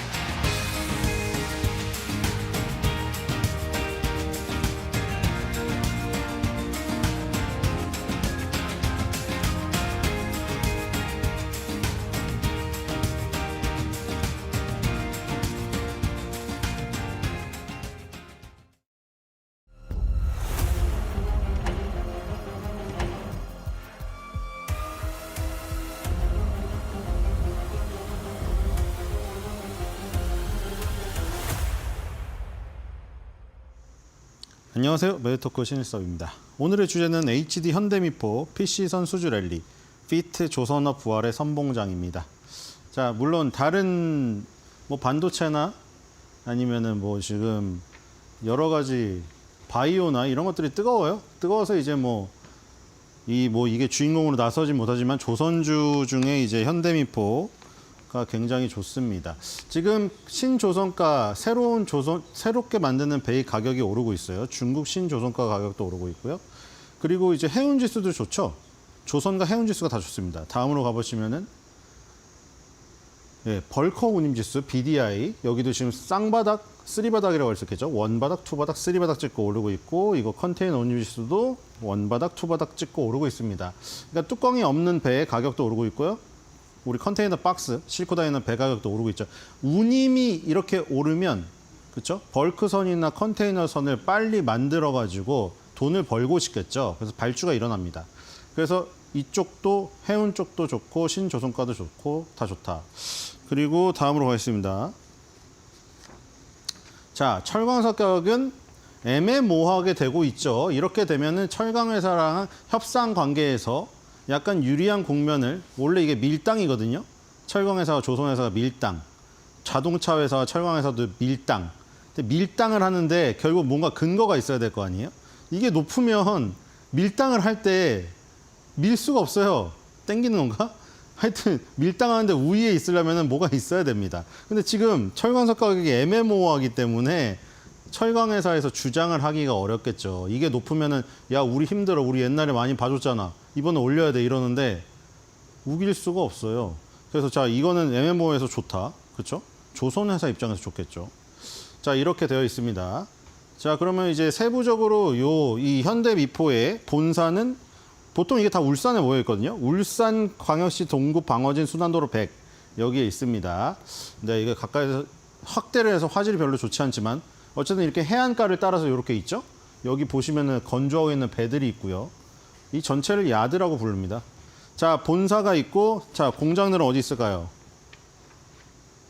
자 온산에 공장이 있습니다. 온산도 울산이에요. 다 울산이. 이래서 이 조선업이 흥하면 울산 동네가 굉장히 그 생기가 돕니다. 근데 조선업이 흥하지 않으면 울산 동네가 완전 생기를 잃어버려요. 거기에 있는 숙박시설이나 이런 음식점이나 다 놀아요. 그렇죠? 그렇기 때문에 활기가 돌려면 조선업이 좋아야 된다. 자, 온산 공장이 있고요. 또 공장 봅시다. 용영 공장. 요것도 울산광역시에 있네요. 남구 처용로 800에 있습니다. 다 모여 있어요. 자, 또 봅시다. 네, 모화 공장. 이거는 경상북도 경주에 있습니다. 자, 이거는 2001년도에 준공된 거네요. 자, 이것만 경주에 있고요. 또 어디 있을까요? 자, 베트남 조선. 자, 요즘에 이제 이 베트남 조선소 여기마저 슬롯이 꽉 찼다는 얘기가 나오고 있더라고요. 슬롯은 이게 뭐 예를 호텔로 얘기하면은 방을 예약하는 건데 방이 꽉 찼어요. 자, 이렇게 되어 있고요. 자, 가장 대표적인 선종은 이겁니다. 석유화학 제품 운반선. 영어로는 PL이라고 프로덕트 캐리어라고 하는데 석유화학 제품을 주로 운반하기 때문에 자 이렇게 멋있게 표현이 되어 있죠. 물살을 가르면서 가고 있습니다. 자 이게 가장 주력으로 지금 떠오르고 있죠. 뒤에 보겠습니다. 자 최근에 나온 공시입니다. 지금 7월 5일이죠. 7월 5일 날 PC 2개 되어 있습니다. 프로덕트 캐리어죠. 프로덕트 캐리어 2대를 오세아니아 소재 선사로부터 최근 매출액 대비 3.7%에 해당되는 2척을 수주했죠. 지금 최근 거 빠짐없이 쭉쭉쭉 볼 건데 다 선종이 똑같아요. 다음에 또 볼게요. 선종이 아예 다른 것이 없습니다. 아, 요거는 이제 그 사이에 하나 나온 건데 그냥 국민연금공단이 그 이제 보고를 해야 되잖아요. 지금 5%가 넘기 때문에 직전에 7.97을 갖고 있었는데 한 2% 정도 더 매집을 해가지고 10.18. 목적은 단순 투자입니다. 이게 목적이 단순 투자가 있고 일반 투자가 있고 경영 참여가 있거든요. 그냥 단순 투자로 추가 취득해가지고 지금 10% 넘는 지분을 보유하게 됐습니다. 뭐 근데 그 국민연금 따라하기 별 의미가 없고요. 예. 또 수주가 좀 나오는데 또 PC선입니다. 자, 6월 29일이죠. 6월 29일 날 이번에는 오세아니아가 아니고 아프리카에 소재한 선사로부터 PC선 4척을 수주받았습니다. 최근 매출액 대비 6.6%에 해당되는 이 수주 매출액 비중이고요. 그리고 바로 또 전에 또 똑같아요. 자, 6월 7일 이번엔 중동 소재. 자, 지금 오세아니아, 중동 뭐 다 골고루 나오고 있죠. 자, PC선 2척입니다. 이거는 매출액 대비 3.67에 해당되는 계속 또 진짜 한 놈만 패고 있죠, 지금. 자, 또 나옵니다. 네, 유럽 소재도 하나 있는데 빠뜨렸습니다. 유럽 소재도 굉장히 다양하죠. 굉장히 다양한 지역의 선사로부터, 근데 그 다양한 선사로부터 수주한 게 전부 다 PC선. 아까 보여드린 석유화학 제품 운반선. 우리가 탱커라고도 표현을 합니다. 자, 다음을 보겠습니다. 자, 그래서 여기에 주력이니까 맨 위에 써놨겠죠. 여기 보면은 석유화학 제품 운반선 되어 있고요. 뭐 컨테이너 운반선, 가스 운반선, 자동차 운반선, 벌크선, 특수선 쫙 있는데 설립일자는 1975년. 자, HD 그룹으로 들어가서 HD가 앞에 붙었습니다. 자, 다음으로 보겠습니다. 자, 여기서 변화가 생깁니다. 자, 2021년도. 2021년도에 가장 많이 수주한 척수 선종은 뭔가요? 컨테이너선이 39고 탱커가 30입니다. 이게 프로토 캐리어 석유화학 제품 운반선 탱커 요걸로 보시면 됩니다. 자, 근데 여기서 점점 변화가 생기죠. 2022년도. 자, 컨테이너선이 월등히 올라갑니다. 43척이 되었죠. 탱커선은 5척 줄었습니다. 어쨌든 이 두 개가 가장 큰데 컨선 하잖아요. 컨테이너선하고 탱커선의 비중이 왔다 갔다 합니다. 자, 그리고 여기서 갑자기 극적인 변화가 일어나죠. 2023년도 들어서 컨테이너선이 원래 2021년에 39, 2022년에 43이었는데 갑자기 너무 차이가 크죠. 2023년에 갑자기 한 자릿수 5척으로 줄어듭니다. 그리고 여기 탱커선이 32, 27 하다가 38로 여기서 1등으로 올라가죠. 자, 여기 두 번 2021년, 2022년에는 탱커가 항상 컨테이너선에 비해 뒤졌잖아요. 근데 2023년에는 역전한 걸 넘어서서 엄청난 격차를 지금 보이고 있죠. 자, 이게 훨씬 더 좋은 게 뭐냐면은 컨테이너선은 중국 조선사들이 저가 수주로 막 싸게 불러버리기 때문에 마진이 적어요. 상대적으로 이 탱커 요거는 마진이 좋습니다. 그래서 지금 요 비중이 올라가면서 흑자 전환을 할까 말까 하는 상황으로 지금 가고 있는 겁니다. 자, 다음으로 가겠습니다. 자, 그래서 여기 보면은 요 가로가 안 좋아요. 사실 괄호가 채워지면 마이너스거든요. 마이너스를 괄호로 표현하기 때문에 2021년, 2022년, 2023년 보면은 자, 요 지금 영업이익, 당기순이익이 다 괄호가 되어 있습니다. 그러니까 여기 보시면은 매출액은 2021년, 2022년, 2023년 꾸준히 늘었죠. 덩치는 커졌어요. 수준은 아까 전에 꾸준히 했는데 계속 영업이익이랑 당기순이익이 손실이 나버리네요. 그러니까 이거는 뭐 저가로 뭐 방이 비는데 방이 비어가지고 노는 것보다 그냥 싸게 손님 받는 게 더 낫잖아요. 호텔도 똑같잖아요. 아예 정말 공실이 많아버리면은 50만 원짜리 방 놀바에 10만 원으로 후려쳐서라도 그거라도 받아야 되잖아요. 약간 그런 개념이 지금 들어가 버렸기 때문에 이렇게 된 겁니다. 근데 이제 아까 전체적으로 신조선가도 인상되고 운임도 인상되고 그리고 지금 이 주력 선종인 요 컨테이너선보다 탱커선의 비중이 높아지면서 이게 흑자 전환될 가능성이 보이고 있다. 그렇게 되면 시장에서 반응을 할 텐데 이미 반응이 일어난 거 보니 긍정적일 수 있겠다. 이렇게 볼 수 있겠죠. 다음으로 가겠습니다. 자, 이게 이제 이번에 뭐 요즘에 많이 나오죠. 무슨 뭐 지속 가능 경영 보고서라고 막 되게 거창하게 나오잖아요. 대기업들은 대부분 내요. 근데 이게 보니까 이런 식으로 이루어져 있습니다. 자, 1번부터 이제 원자재를 채취해가지고 기자재를 제조하고 운송업체로부터 그걸 받아다가 HD 한국조선해양 및 조선자회사 여기서 선박 건조를 하고 해운사에서 운행을 하고 선박 유지보수 업체로 보냈다가 여기에 해체업체에서 폐기를 하고 철강회사에서 재활용을 하는 요 카테고리로 계속 돌아가고 있고요. 그다음에 여기서 선박 건조가 되어서 여기 막 해운사에 빌려줘서 뭐 유지보수 폐기하는 쪽 말고 여기로 나가면 또 1번부터 시작되죠. 이 제조하는 게 건조의 단계를 뿌려놓은 거죠. 4번의 선박 건조의 단계를 여기에 또 세분화한 거죠. 그래서 여기 써져 있잖아요. 선박 건조 프로세스. 그러니까 요 선박 건조 4번만 툭 뽑아서 확대를 해놓은 거예요. 여기서 보면은 가공, 소중조립, 대조립, 그다음에 쭉 가서 뭐 도장 칠하는 것도 있고 해서 진수. 항상 마지막에 무슨 진수 작업해가지고 막 이름 붙이고 막 이러잖아요. 그래서 요렇게 왔다 갔다 한다. 그래서 최종적으로 인도. 요렇게 되어 있습니다. 라이프 사이클이. 자, 다음으로 가겠습니다. 자, 그래서 지금 이제 뭐 엔진들도 지금 바뀌고 있는데 자, 여기 DF가 있죠. 듀얼 퓨얼.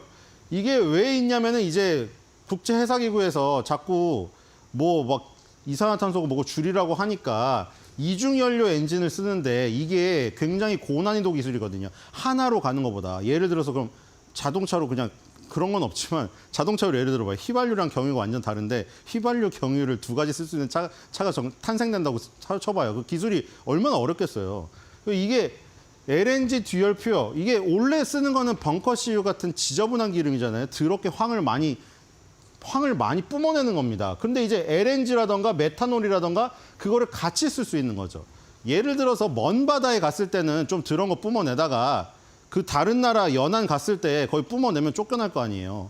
그러니까 거기서는 좀 깨끗한 걸 쓰는 거예요. 근데 그 기술이 어려운 거죠. 그리고 당연히 단가가 높겠죠. 이게.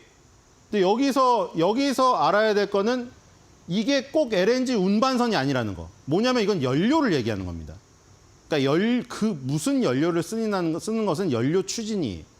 예를 들어서 자동차 운반선인데 LNG를 연료로 쓴다. 그러면 자동차 LNG 연료 자동차를 운반하는 선인데 자동차 운반 LNG 연료 추진선이에요. 그러니까 LNG를 운반하는 LNG 운반선에서도 LNG를 뽑아내서 연료를 쓸 수가 있는데 LNG를 연료로 적극적으로 쓰기 위해서 다시 개발을 더 진행돼 가지고 이런 선박이 나오는 거예요. 그리고 여기가 단계를 쭉 가게 되면은 이제 이중 연료에서 아예 바뀌어요. 여기 보면 암모니아 추진, 전기 추진, 수소 운반선 및 수소 추진 이렇게 되어 있습니다. 그래서 정확히 말하면 저렇게 말해야 돼요. 이게 여기가 맞는 거죠.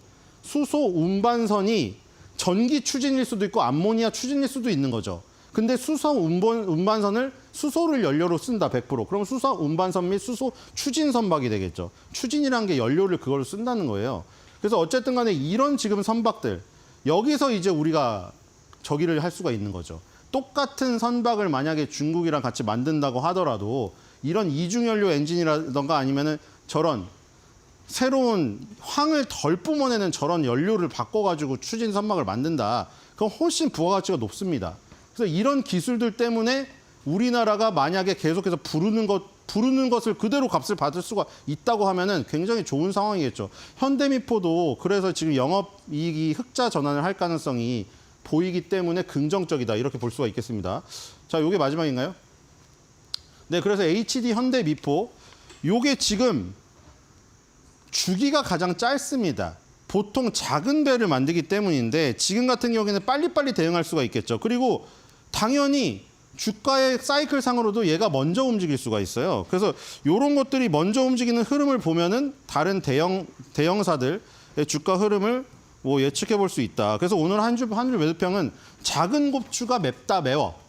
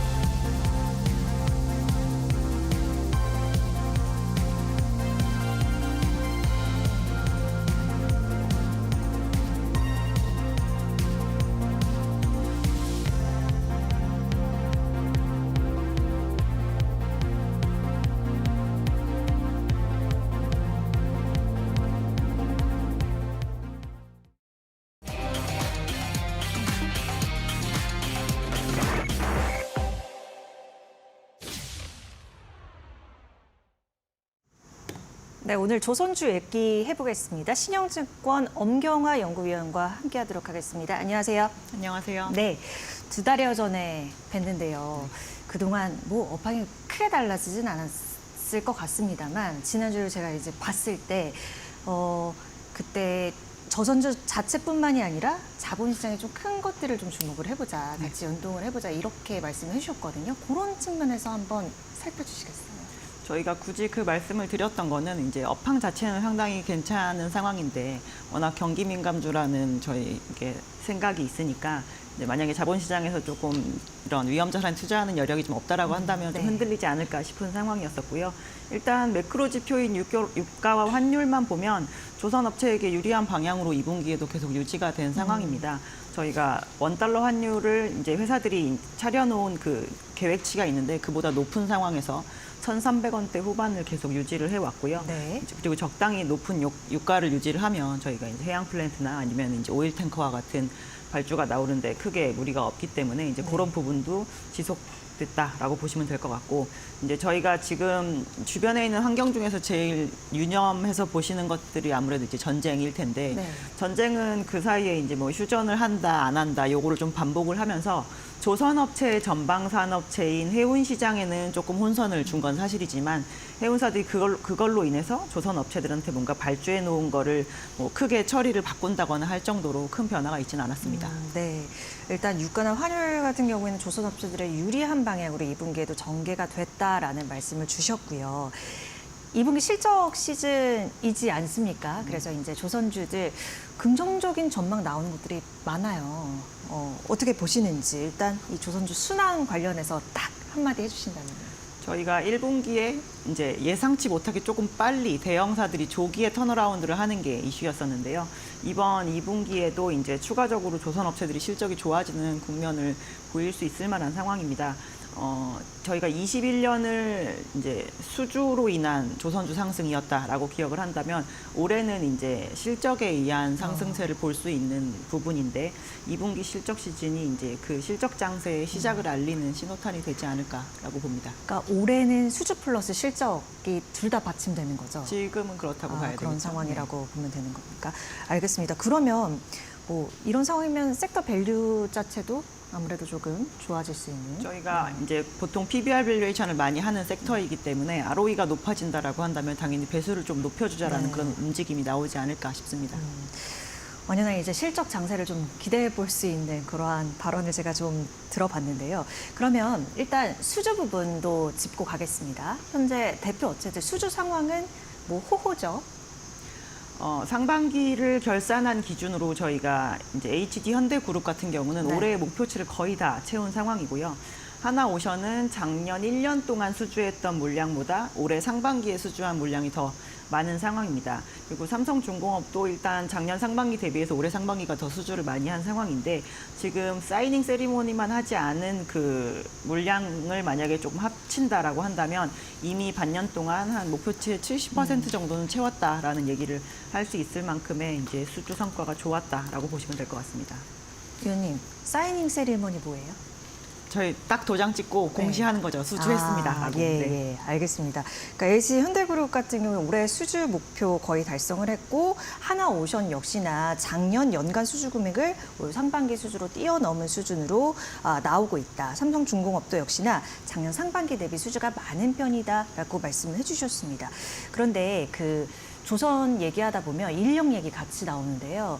뭐 수주는 좋은데 그만큼 받아도 이거를 결국에는 잘 끝까지 만들어내야 되는데 그 숙련 인력이라고 하나요? 그런 부분들도 되게 부족하고 해서 그만큼을 못 만든다는 얘기 있는데 실제 그렇습니까? 저희가 사람이 모자란 게 가장 부각이 됐던 시기는 네. 사실 올해보다는 작년이었다고 봐야 될 것 같아요. 왜 왜냐면 하필 왜 작년이었죠? 오랜만에 더 많은 배를 만들어야 되는데 그래서 네. 저희가 사람은 미리 늘려놓고 사실 매출이 본격적으로 증가하는 거는 이제 올해부터입니다. 그래서 작년에 어떻게 보면 선 비용, 올해 후 매출이라고 생각을 하셔야 되니까 그런 부분에 있어서 비용 부담이 가장 크게 느껴지는 시기는 23년이었을 거고요. 네. 이제 올해 들어서도 여전히 그러한 얘기가 이제 간간히 나오고 있는 상태이지만 작년보다 저희가 올해 더 신규 채용을 많이 하지는 않거든요. 그래서 네.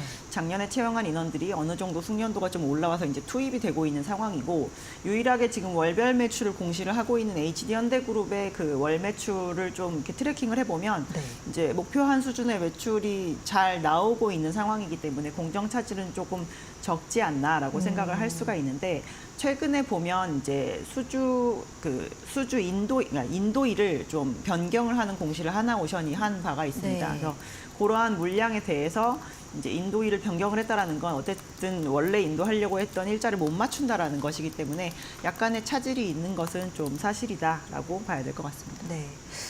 그 실적 2분기 실적에 대한 기대감이 나오면서 최근 이제 조선주들 일부 52주 신고가 쓰고 이런 모습을 보이기도 했습니다.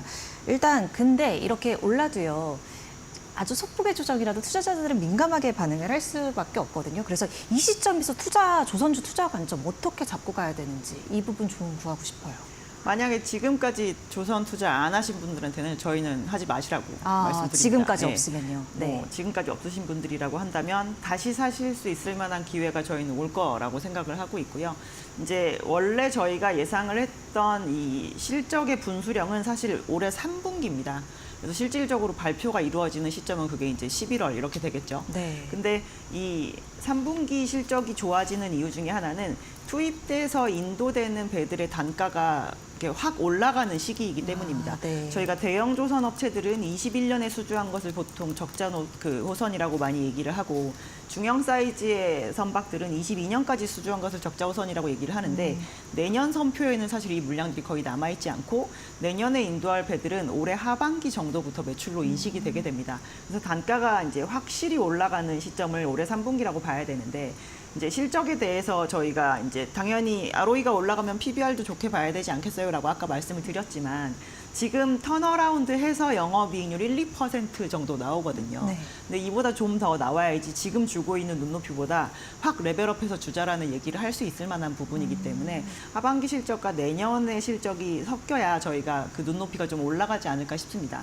그리고 작년에도 경험을 해보셨겠지만 올해 수주 목표를 많이 완료를 하면 이게 4분기까지 계속 더 수주를 많이 하겠다라는 그 부분보다는 관망세로 조금 돌아설 가능성도 있거든요. 조선 업체들도 수주를 충분히 했으니 잔고를 유지하는 선의 수주만 하면서 내년으로 넘겨서 다시 더 고가의 수주를 하자라는 전략으로 대응을 할 수가 있기 때문에 저희가 수주 산업인데 수주가 안 나오게 되면 또 분명히 노이즈가 생길 수 있고 그런 부분이 이제 4분기에는 좀 이어질 수도 있다라고 봐야 돼서 저희는 만약에 지금까지 투자를 안 하신 분들이라고 한다면 그냥 내년 초를 좀 노려보자라고 얘기를 드릴 수가 있을 것 같고요.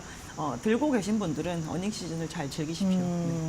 네, 아주 명쾌하게 투자 관점 어떻게 대응해 보면 좋을지 말씀을 해주셨는데 요새 조선주의 이제 흐름을 얘기하다 보니까요, 그 조선에 방산이 엮여져 있으면 변동성이 더 크게 느껴지더라고요. 네. 이거 왜 그런지도 알고 싶고요. 어떻게 보고 계세요? 저희가 일반적인 상선들은 실제로 만들 때 얼마나 걸릴 것 같으세요? 초대형 유조선 뭐 이런 거. 엄청 오래 걸리겠죠. 한 10개월밖에 안 걸립니다. 아, 그래요? 생각보다 굉장히 짧죠. 오. 그래서 저희가 선주들이 배를 만들어야 되겠다고 생각을 하고 조선업체와 이렇게 발주에 대해서 논의를 하다가 발주가 나오기까지의 시간도 사실 한 6개월밖에 안 걸리는데 실질적으로 저희가 이게 어느 시점에 인도해 주세요라고 계약을 하는 것이기 때문에 저희가 발주에서 인도까지는 막 3년씩 이렇게 걸리는 거거든요. 네. 실질 건조 기간이 매우 짧습니다. 근데 상대적으로 짧은 것이지 일반적으로 저희가 어디 가서 물건을 사는 거에 비해서는 굉장히 긴 길이인데 네네. 방사는 이게 훨씬 심해요. 지금 발주가 나가는 배들이 2030년에 만들어질 수도 있습니다. 그래서 저희가 이 규모는 크고 타임라인이 굉장히 길기 때문에 저희가 투자의 개념으로 들여다보면 이제 인내심의 한계가 많이 올 수가 있다라는 것이죠. 그래서 방산에 대한 부분이 투자 포인트로 들어가 있는 회사, 대형사 중에서는 지금 하나오션과 HD 현대중공업 이 두 군데가 방산을 영위를 한다라고 보시면 될 것 같은데 그렇게 된다라고 한다면 앞으로도 이 부분에 대한 변동성은 피하실 수 없다라고 생각하셔야 될 것 같습니다. 엄청 좋은 팁이에요. 그러니까 생각보다 건조에 대한 그런 기간도 좀 놀라운데 어쨌든 여기 이제 방산이 엮이면 그런 좀 특이성을 가지니까 그에 따라서 좀 관점을 좀 달리 보는 것도 중요할 것 같습니다. 하나오션 말씀해 주셔서 필리조 선수 인수했던 네네. 건이 아주 크게 회자가 되지 않았습니까? 그래서 다른 데도 지금 말씀해 주신 다른 부분도 미국 쪽에서 좀 어떤 걸 해볼까 이렇게 눈치 보고 있는 것 같은데 네. 저희가 방산은 일단 그냥 수주해야지라고 해서 할 수 있는 건 아닙니다. 저희가 우리나라 같은 경우도 네. 방사청에서 방위산업체로 등록된 업체만 만들고 수주할 수 있거든요. 네. 근데 미국도 마찬가지이기 때문에 그러한 자격 요건을 갖추기 위한 그 지분 인수였다라고 네네. 생각을 하시면 될 것 같고요. 실질적으로 단순 MRO 사업 같은 거를 진행을 하기 위해서 이제 하나오션 같은 경우는 지분을 취득을 했지만 HD 한국 그 현대중공업 같은 경우는 이제 미국에 있는 방산 라이센스 지정 업체와 뭐 MOU를 맺는다거나 뭐 이런 행위를 하고 있는데 전체적으로 지금 저희가 대규모의 방산을 뭔가 미국이 해외로 발주를 하겠다라고 하는 데 있어서 네. 저희가 물리적으로 한계가 있지 않은 야드를 가지고 있는 국가는 지금 일본이랑 한국밖에 없는 상태거든요. 그래서 이제 지금 열심히 준비를 하고 있는 것도 맞고 아마 국내에 있는 대형사들이 여기에서 열애가 되기는 굉장히 어려울 거다라고 보시면 될 것 같습니다. 그러면 2분기 이제 실적을 미리 좀 보도록 하겠습니다. 주요 포인트 어떻게 잡으면 되고 또 업체들 얘기들 좀 들어볼게요. 저희가 뭐 이번 2분기도 이제 1분기보다 만드는 배들의 단가는 올라가고 있다라는 게 사실이고 요즘 좀 다행스럽게도 굉장히 재료 가격이 많이 안정화되고 있는 상황입니다. 철판 가격도 안정화되고 작년에 이미 올려줬던 외주 가공비를 더 낮춰준 것은 아니지만 인상된 상태를 유지를 하면서 이제 그 건조 자체도 좀 안정화되고 있는 상황이거든요. 그래서 올 2분기 실적에도 매출이 안정적으로 잘 늘어나고 있는지 확인을 하시면 될 것 같고요. 이제 특별히 조금 눈에 튀는 업체들이 있다라고 한다면 이제 조금 느리긴 하지만 1분기에 다른 업체들 다 영업 턴어라운드 할 때 못했다가 이번에 조금 뒤늦게 하는 업체 네. 아마 HD 현대미포가 되지 않을까 싶은 상황인데요. 그 업체에 대해서도 조금 보시고 기존에 원래 튀게 이익률이 좋았던 업체가 HD 현대 3호입니다. 네. 그러니까 상장사 기준으로는 HD 한국조선해양이라고 보셔야 될 것 같은데 두 자릿수 영업이익률을 기록을 했거든요. 예, 예. 그래서 이제 수주 내에 있는 내용 중에 저희가 저가 수주나 이런 것들이 이제 대량 구매에 의한 뭐 할인 계약 이런 것들이 아예 안 섞여 있는 회사이기 때문에 이 회사가 수익성을 계속 유지하는지가 실질적으로 다른 조선 업체들이 저만큼까지 수익성을 따라 올릴 수 있느냐를 좀 결정짓기 때문에 그 두 업체들의 실적에 대해서 잘 지켜보시면 될 것 같습니다. 네. 그 2달여 전에 나오셨을 때 조선주도 좋을 건데 기자재주가 아무래도 먼저 반응을 할 거니까 더 좋다 이렇게 말씀을 해주셨었거든요. 여전히 그 시각 유지하고 계세요? 네, 저희 여전히 유지를 하고 있고요. 이제 그 2달 전에도 말씀을 드렸지만 조선 업체들이 더 비싼 배를 납품을 하기 이전에 그 조선 업체에게 더 비싼 부품이 납품이 되기 때문에 수익성이 턴어라운드 하는 것도 더 빨리 보여줄 수 있다라는 그 시각 여전히 유지하고 있습니다. 네. 그러면 탑픽 종목부터 먼저 꼽아보겠습니다. 그 최선호하시던 종목 바뀌셨는지도 궁금하고요. 어떻습니까? 현재 변경되지 시점에서. 않았고요. 저희 최선호 회사는 이제 완성 조선 업체들 중에서 지금 가장 싸다라고 얘기가 되고 있고 요즘 밸류업 얘기도 많이 나오는데 주주 환원에 대한 의지도 좀 강한 HD 한국조선해양 저희 추천해드리고 있고요. 지금 수주 업황이 가장 좋으니까 조선주를 바라보는 입장에서 수주가 좋은 업체가 누구냐라는 거를 보자는 시각에서는 HD 현대미포 말씀드리고 있고 이제 아직까지 공정위의 심사가 끝나지 않은 상황이지만 HD 그룹으로 편입될 그 가능성이 있는 STX 중공업 추천해드리고 있습니다. 네. 그래서 여쭤보려고 했던 게 이 한국조선해양이랑 STX 중공업 기업 결합 심사가 네네 진행 또 중에 지금 있습니다. 진행 네. 중이고 시너지는 아무래도 단순히 예상을 그냥 선박용 그 추진 엔진을 만드는 회사다라고 보시면 될 것 같은데 저희가 STX 이름으로 그 장사할 때보다 HD 현대 브랜드 네임으로 장사할 때 훨씬 잘 되겠죠. 네. 그런 부분에서 네. 기대를 해봤을 때 여전히 이제 뭐 기자재 톡백이라든지 이렇게 같이 연동해서 살펴보시면 좋을 것 같습니다. 그 해운 쪽은 어떨까요, 위원님?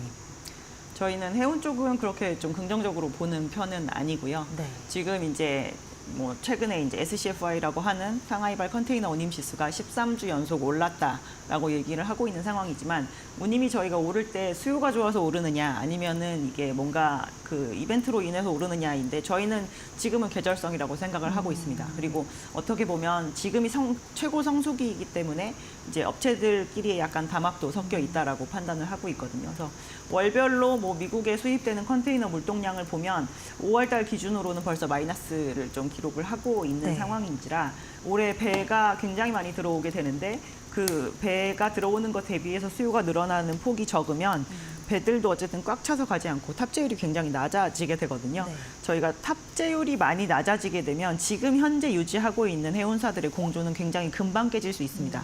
차라리 화물을 확보하고 운임을 좀 포기하자는 얘기가 될 수가 있기 때문에 그래서 요즘에 지금 올해 선물은 상당히 괜찮은 상황인데요. 내년 컨테이너 운임 선물은 좀 요즘에 급격하게 빠지고 있는 상황이기 때문에 네. 이런 부분을 감안하면 해운사들은 정말 시즈널리티만 보고 투자를 하시겠다 막 이러신 분들은 잘 제가 뭐 어떻게 얘기하기는 조금 어려운데 이제 기조적으로 오르는 것이냐 추세적인 상승이냐라고 봤을 때 그 부분은 좀 아닌 것 같다라고 말씀을 드리고 있습니다. 네.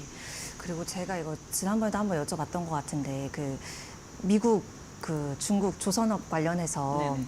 그때 위원님께서 말씀하셨던 게 뭐 중국의 조선업체로부터 많은 제품을 제공받던 나라 아니니까 크게 타격 없을 것이다라고 말씀했는데 그것도 여전히 유효할까요? 조금 더 덧붙여 주신다면요. 상선 부분은 이제 상관없다라는 그 의견을 그대로 유지를 하고 있고요. 이제 방산 부문에 있어서는 조금 영향이 있지 않을까라고 생각을 하고 있고 물론 미국이 기존에 중국으로부터 방산 관련 물자를 샀던 것은 아니지만 이제 중국이 2012년 이후에 해양 강국 건설 계획이라는 걸 세우면서 이 조선 안에서도 방산 쪽에 굉장히 많이 투자를 했거든요. 그래서 네.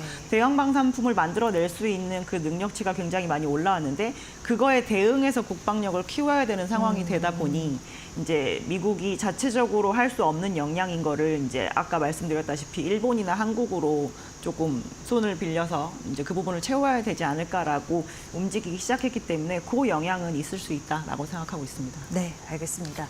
오늘 조선데이였는데요. 엄경화 위원님께 여러 이제 조선주에 대한 이 전략 아주 탄탄히 챙겨볼 수 있었던 것 같습니다. 여기서 인사 나눌게요. 고맙습니다. 감사합니다. 네.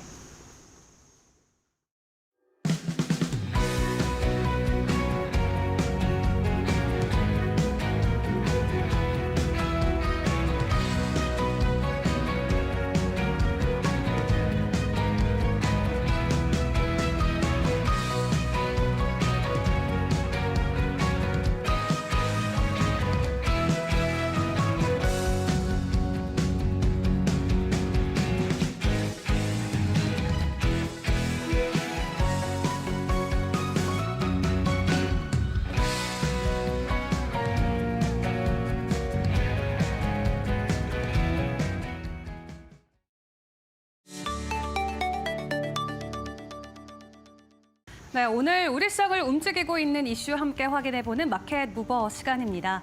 오늘 지수가 전반적으로 부진함에도 불구하고 그동안 주가 하락을 면치 못했었던 한때 국민주 타이틀을 얻었던 네카오 관련주들 오늘은 소폭이지만 상승 흐름을 보여주고 있는 모습인데요.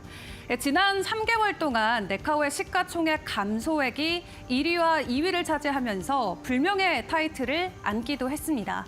주요 서비스의 경쟁이 심화되고 있는 가운데 최근에는 AI 쪽과 관련돼서도 상당히 부진하다라는 평가까지 더해지면서 주가 차트 흐름 보시면 지속적으로 하향하는 모습이 나오기도 했는데요. 지난 3년 동안의 주가 추이를 놓고 보시면은 카카오 같은 경우는 반토막, 네이버 같은 경우는 4분의 1토막 구간에 내려와 있는 상황이라고 합니다. 이렇다 보니까 아무리 국민주라는 타이틀이 있다고 하더라도 소액 투자자 관점에서는 매도를 할 수밖에 없는 상당히 부담스러운 종목이 될 수밖에 없는데 그렇다 보니까 카카오 같은 경우에는 지난 1년 동안 24만 명의 소액 투자자들이 떠났다라는 데이터도 확인을 해볼 수 있겠습니다. 그렇다면 현재 구간에서 많은 분들이 이렇게 외쳐보고 싶으실 것 같은데요. 그래서 언제까지 안 좋은 걸까요? 이에 대한 해답을 증권사 리포트들을 통해서 함께 확인을 해보도록 하겠습니다. 종목별로 확인을 해보도록 할 텐데요. 카카오 같은 경우는 한 줄로 정리해서 잠시 쉬어가는 구간이다라고 생각하시는 게 조금은 마음이 편할 것 같습니다. 이번 기에도 시장 컨센을 하회하는 현재 실적이 나올 것으로 전망치가 나오는데 이번 기 매출액은 2조 원 그리고 영업이익은 1,200억 원이 전망되고 있습니다. 전년 대비해서 그리고 동기 대비해서도 모두 플러스권이긴 합니다만 시장의 기대치를 하회하는 모습이기 때문에 일단 2분기 실적과 관련해서는 큰 기대감을 가져가지 않는 게 좋을 것 같고요. 이 카카오톡이라는 톡 비즈 사업 자체는 견조하지만 중요한 건 콘텐츠 중심의 자회사들이 부진한 게 실적에는 악조건으로 작용이 되고 있는 것 같습니다. 카카오 게임즈나 SM 엔터테인먼트 그리고 카카오 엔터와 같은 미디어 사업군 기업분들의 부진함이 연말까지도 이어질 수 있다라는 부정적인 전망치가 나오고 있는 가운데 그래도 긍정적으로 우리가 생각해 볼 부분은 하반기에 새로운 CEO가 선임될 수 있다라는 게 되겠고요. 새로운 CEO 선임과 함께 또 신규 전략 그리고 방향성이 구체화될 수 있다라는 부분, 하반기에 좀 턴어라운드 모멘텀으로 작용될 수 있을지 함께 지켜보시죠. 이어서 네이버도 함께 볼까요? 네이버의 한 줄 평은 딱히 문제는 없는데 말이지입니다. 딱히 못하는 것도 없고 전반적인 실적과 매출 모멘텀도 나쁘진 않지만 올해 상반기에 있었던 일본 쪽의 이슈가 주가에는 상당히 부담이 되고 있는 모습입니다.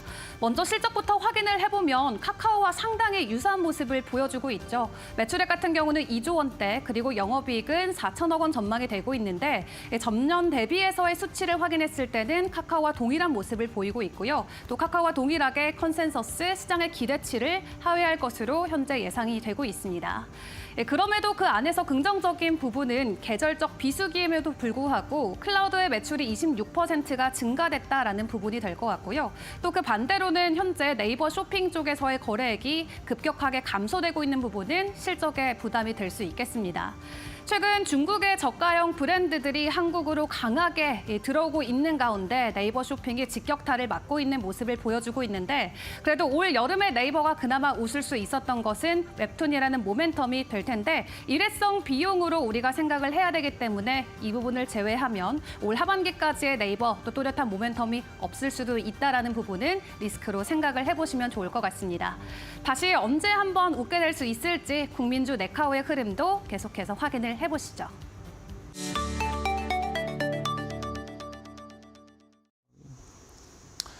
네, 7월 11일 목요일 앵커 브리핑 시작을 하겠습니다. 오늘은 우리 시장에서 나타나고 있는 다소 이상한 내용을 좀 자세히 좀 설명을 좀 드려보겠습니다. 자, 먼저 표부터 한번 보시죠. 코스피와 코스피 지수와 시가총액과의 관계를 나타낸 거고요. 이거는 나스닥 시가총액과 나스닥 지수와의 관계를 나타낸 겁니다. 2002년을 기준으로 해서 이때를 100으로 놓고 이제 여러분들의 이해를 좀 돕기 위해서 이렇게 표를 만들어 본 상황이 이렇습니다.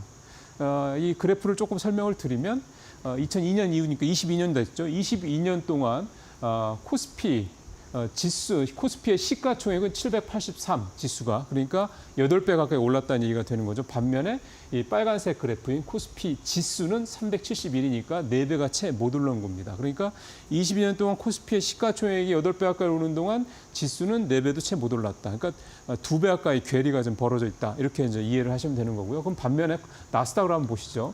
같은 기간 동안 나스닥은 946까지 지수가 올라갔으니까 시가총액과 차이가 별로 없습니다. 보시는 것처럼 파란색 막대 그래프와 이 회색 막대 그래프, 이 선 그래프가 다 일치하죠. 그러니까 거의 뭐 커플링입니다. 동조화되고 있는 상황인데 반면에 우리 코스피는 시가총액과 지수가 이렇게까지 괴리가 좀 큽니다. 자, 이제 이런 현상이 벌어진 이유를 좀 살펴봐야 될 것 같은데요. 왜 이제 이 얘기를 이제 하게 된 이유는 뭐냐면 지난 9일 기준으로 우리 코스피의 시가총액이 2,340조 원을 넘어서서 시가총액 기준으로 3년 만에 2021년 그러니까 당시 지수가 3천 갈 때 얘기입니다. 그때 이후로 3년 만에 시가총액은 역대 최고치를 바꿨습니다. 기록을 새로 세웠습니다. 근데 현재 코스피 지수를 보시죠. 오늘 아까 2,890선 살짝 넘었죠. 그러니까 코스피 지수는 3년 전과 비교해서 그렇게까지 많이 올라가지 못한 겁니다. 그러니까 코스피 시가총액은 3년 만에 최고치를 경신했지만 코스피 지수는 그 당시에 최고치였던 3,300선에 한참 못 미칩니다. 대략 한 15% 정도 괴리가 좀 발생하는 건데요. 그럼 여기서 생기는 이제 의문이 바로 그거죠. 시가총액은 계속해서 늘어나서 3년 만에 역대 최고치를 경신을 했는데 왜 코스피 지수는 이렇게 15%나 덜 올랐냐? 그 이유가 뭐냐에 대한 부분을 이제 말씀을 드리려고 이렇게 나스닥과 비교한 그래프를 좀 준비를 했던 겁니다. 자, 다음 표를 한번 보시죠. 왜 코스피 지수와 시가총액 간에 이런 괴리가 발생할 거냐? 가장 큰 이유는 코스피 지수를 산출하는 방식 때문입니다. 지금 우리 코스피 지수를 산출하는 방식은 신규 상장이라든가 또는 증자, 감자, 상장 폐지 이 결국 이제 물량의 유통 물량의 변화를 주는 건데 이런 것 주식수 변동 내역을 반영하지 않고 그냥 주가와 이제 유통 주식수를 이제 곱해서 산출을 하고 있습니다. 근데 잘 아시는 것처럼 이 주가가 이런 어떤 물량이 계속해서 이제 시장에 늘어나게 되면 당연히 주가 가치가 지수가 희석이 될 수밖에 없는 그런 상황인 거거든요. 근데 최근에 좀 살펴보면은 2000년 이후에 우리나라 시장 전체 주식수가 연평균 4%씩 증가를 하고 있습니다. 그러니까 계속 물량은 늘어나고 있는데 그 물량이 늘어나는 부분들이 시가총액에는 반영이 돼서 시가총액이 계속해서 늘어나고 있는 반면에 지수에는 반영이 안 되다 보니까 지수와 시가총액 간에 이런 괴리가 발생을 하고 있는 그런 상황인데요. 그럼 앞서 말씀드린 대로 나스닥은 왜 시가총액과 지수가 이렇게 동조화, 즉 커플링으로 가고 있느냐? 그거는 그거는 이제 이 나스닥 같은 경우 올라갈 때 유통 물량에 대한 부분들이 같이 늘어나지 않는 구조이기 때문에 무슨 소리냐면 나스닥에 해당되는 종목들 같은 경우는 이제 다음 표로 좀 넘어가 주시죠.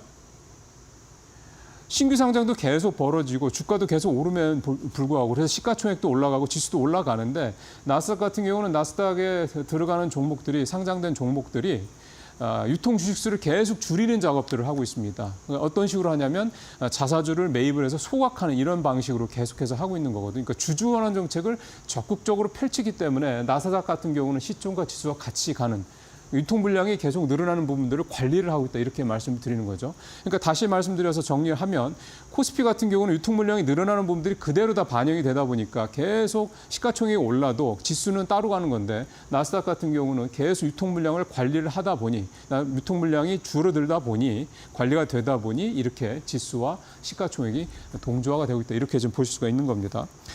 이런 상황이 되다 보니까 우리 같은 경우는 어떻게 보면 이 PBR 같은 경우 측면에서 봤을 때 상대적으로 다른 나라에 비해서 PBR이 현저하게 낮은 그런 모습들이 나타나는데요. 표를 한번 보실까요? 지금 미국은 PBR이 4.5가 됩니다. 그리고 인도도 4.0, 4.0, 4배가 좀 넘는 거죠. 유로존이 1.7배, 일본도 1.6배. 일본도 사실 최근에 좀 많이 올랐습니다. 밸류업 정책 덕분에. 중국 1.1배, 대만이 2배가 조금 넘고요. 우리가 좀 제일 중국과 더불어 제일 낮은 급인데 우리나라의 PBR이 이렇게까지 낮은 이유도 이런 어떤 유통 물량이 좀 과하게 많다라는 이런 측면에서 해석을 해볼 수가 있겠습니다. 그러니까 단순히 PBR이 1배 이하로 낮다고 해서 무조건 그 기업의 가치가 굉장히 저평가다고만 볼 수 없는 이유 중에 하나가 바로 유통 물량이라는 이 변수가 들어있기 때문이라고 이해를 하시면 되는 건데요. 그러면 이 물량을 결국 줄여야 되지 않겠습니까? 물량을 줄이는 방법은 굉장히 간단합니다. 주주환원 정책을 적극적으로 펼쳐서 결국은 유통 물량을 줄이는 방법밖에 없는데 가장 좋은 방법이 이 자사주를 매입을 해서 이걸 소각하는 방식입니다. 앞서 나스닥 기업들이 하고 있는 방법과 이제 똑같은 방식이 될 것 같은데요. 자, 다음 거 한번 보시죠.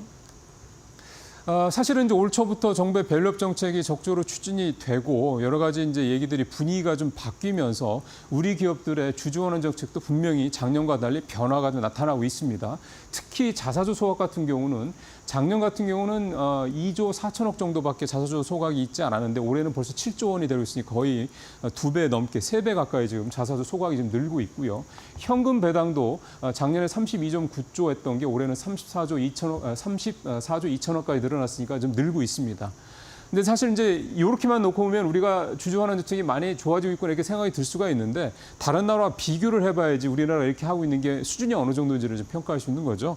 뭐 미국까지 가는 거는 너무 차이가 많이 나고요. 좀 가까운 일본의 상황을 좀 살펴보면 일본은 지금 니케이 225 지수를 기준으로 해서 연일 역대 최고치를 경신을 하고 있거든요.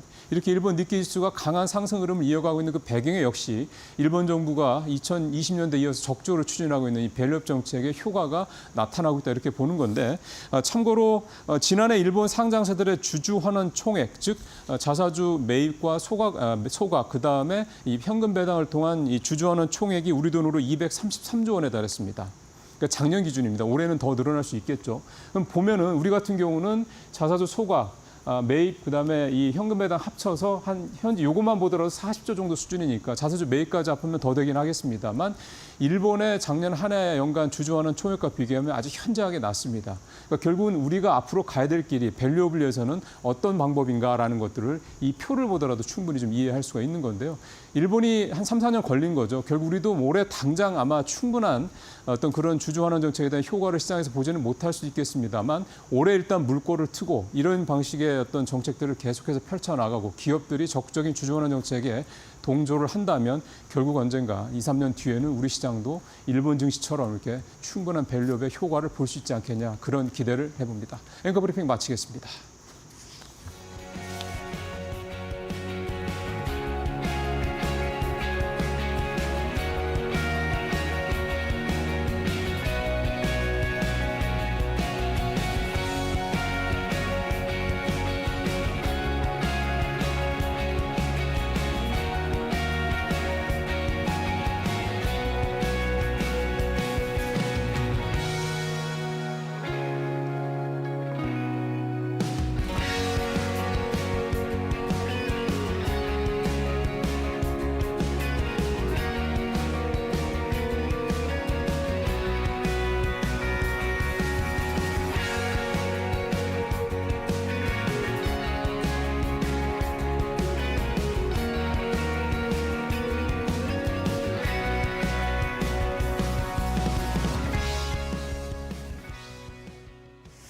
오늘 한은 금통위 뭐 결과 나왔는데 금리 예상대로 이제 동결이 됐다는 소식 서두에 전해드렸었고 오늘과 내일 이제 밤에 주목해 보셔야 될 게 미국 쪽도 CPI, PPI 6월께 그렇죠. 발표가 되거든요. 이런 부분들 좀 체크를 해보셔야 될 것 같습니다. 일단 지수 자체는 2시간 전과 크게 달라지지 않았습니다. 우리 시장이 어느 쪽에서 좀 저력을 발휘할지 기대되는 시점입니다. 예. 코스피와 코스닥 간에 좀 맞아요. 괴리, 관계가 이것도 좀 있어요. 차이가 좀 있긴 있고요. 어쨌든 시장의 관심은, 투자자들의 관심은 물론 전체적으로는 이제 국장보다, 그러니까 한국 시장보다 미국 시장 쪽에 가 있다 하더라도 외국인이 계속 코스피 쪽의 종목들, 특히 반도체주를 중심으로 사고 있는 걸 보면 어쨌든 여전히 좀 실적에 대한 기대감 같은 것도 분명히 있다라는 점은 일단 갖고 이제 가야 될 부분이 되겠고요. 금리 인하는 한국은행이 좀 계속 동결하고 있긴 합니다만 미국 시장이 이런 식으로 했을 때 금리 인하 시기가 9월에 딱 진행이 된다 그러면 아마 우리도 하반기에는 한국은행도 이제 금리 인하를 하면서 뭔가 좀 어떤 조짐이, 변화의 조짐들이 충분히 나타날 수 있지 않겠냐 생각도 좀 듭니다. 네, 저희는 내일 이 시간에 인사드리겠습니다. 함께해 주신 여러분 고맙습니다. 네, 고맙습니다.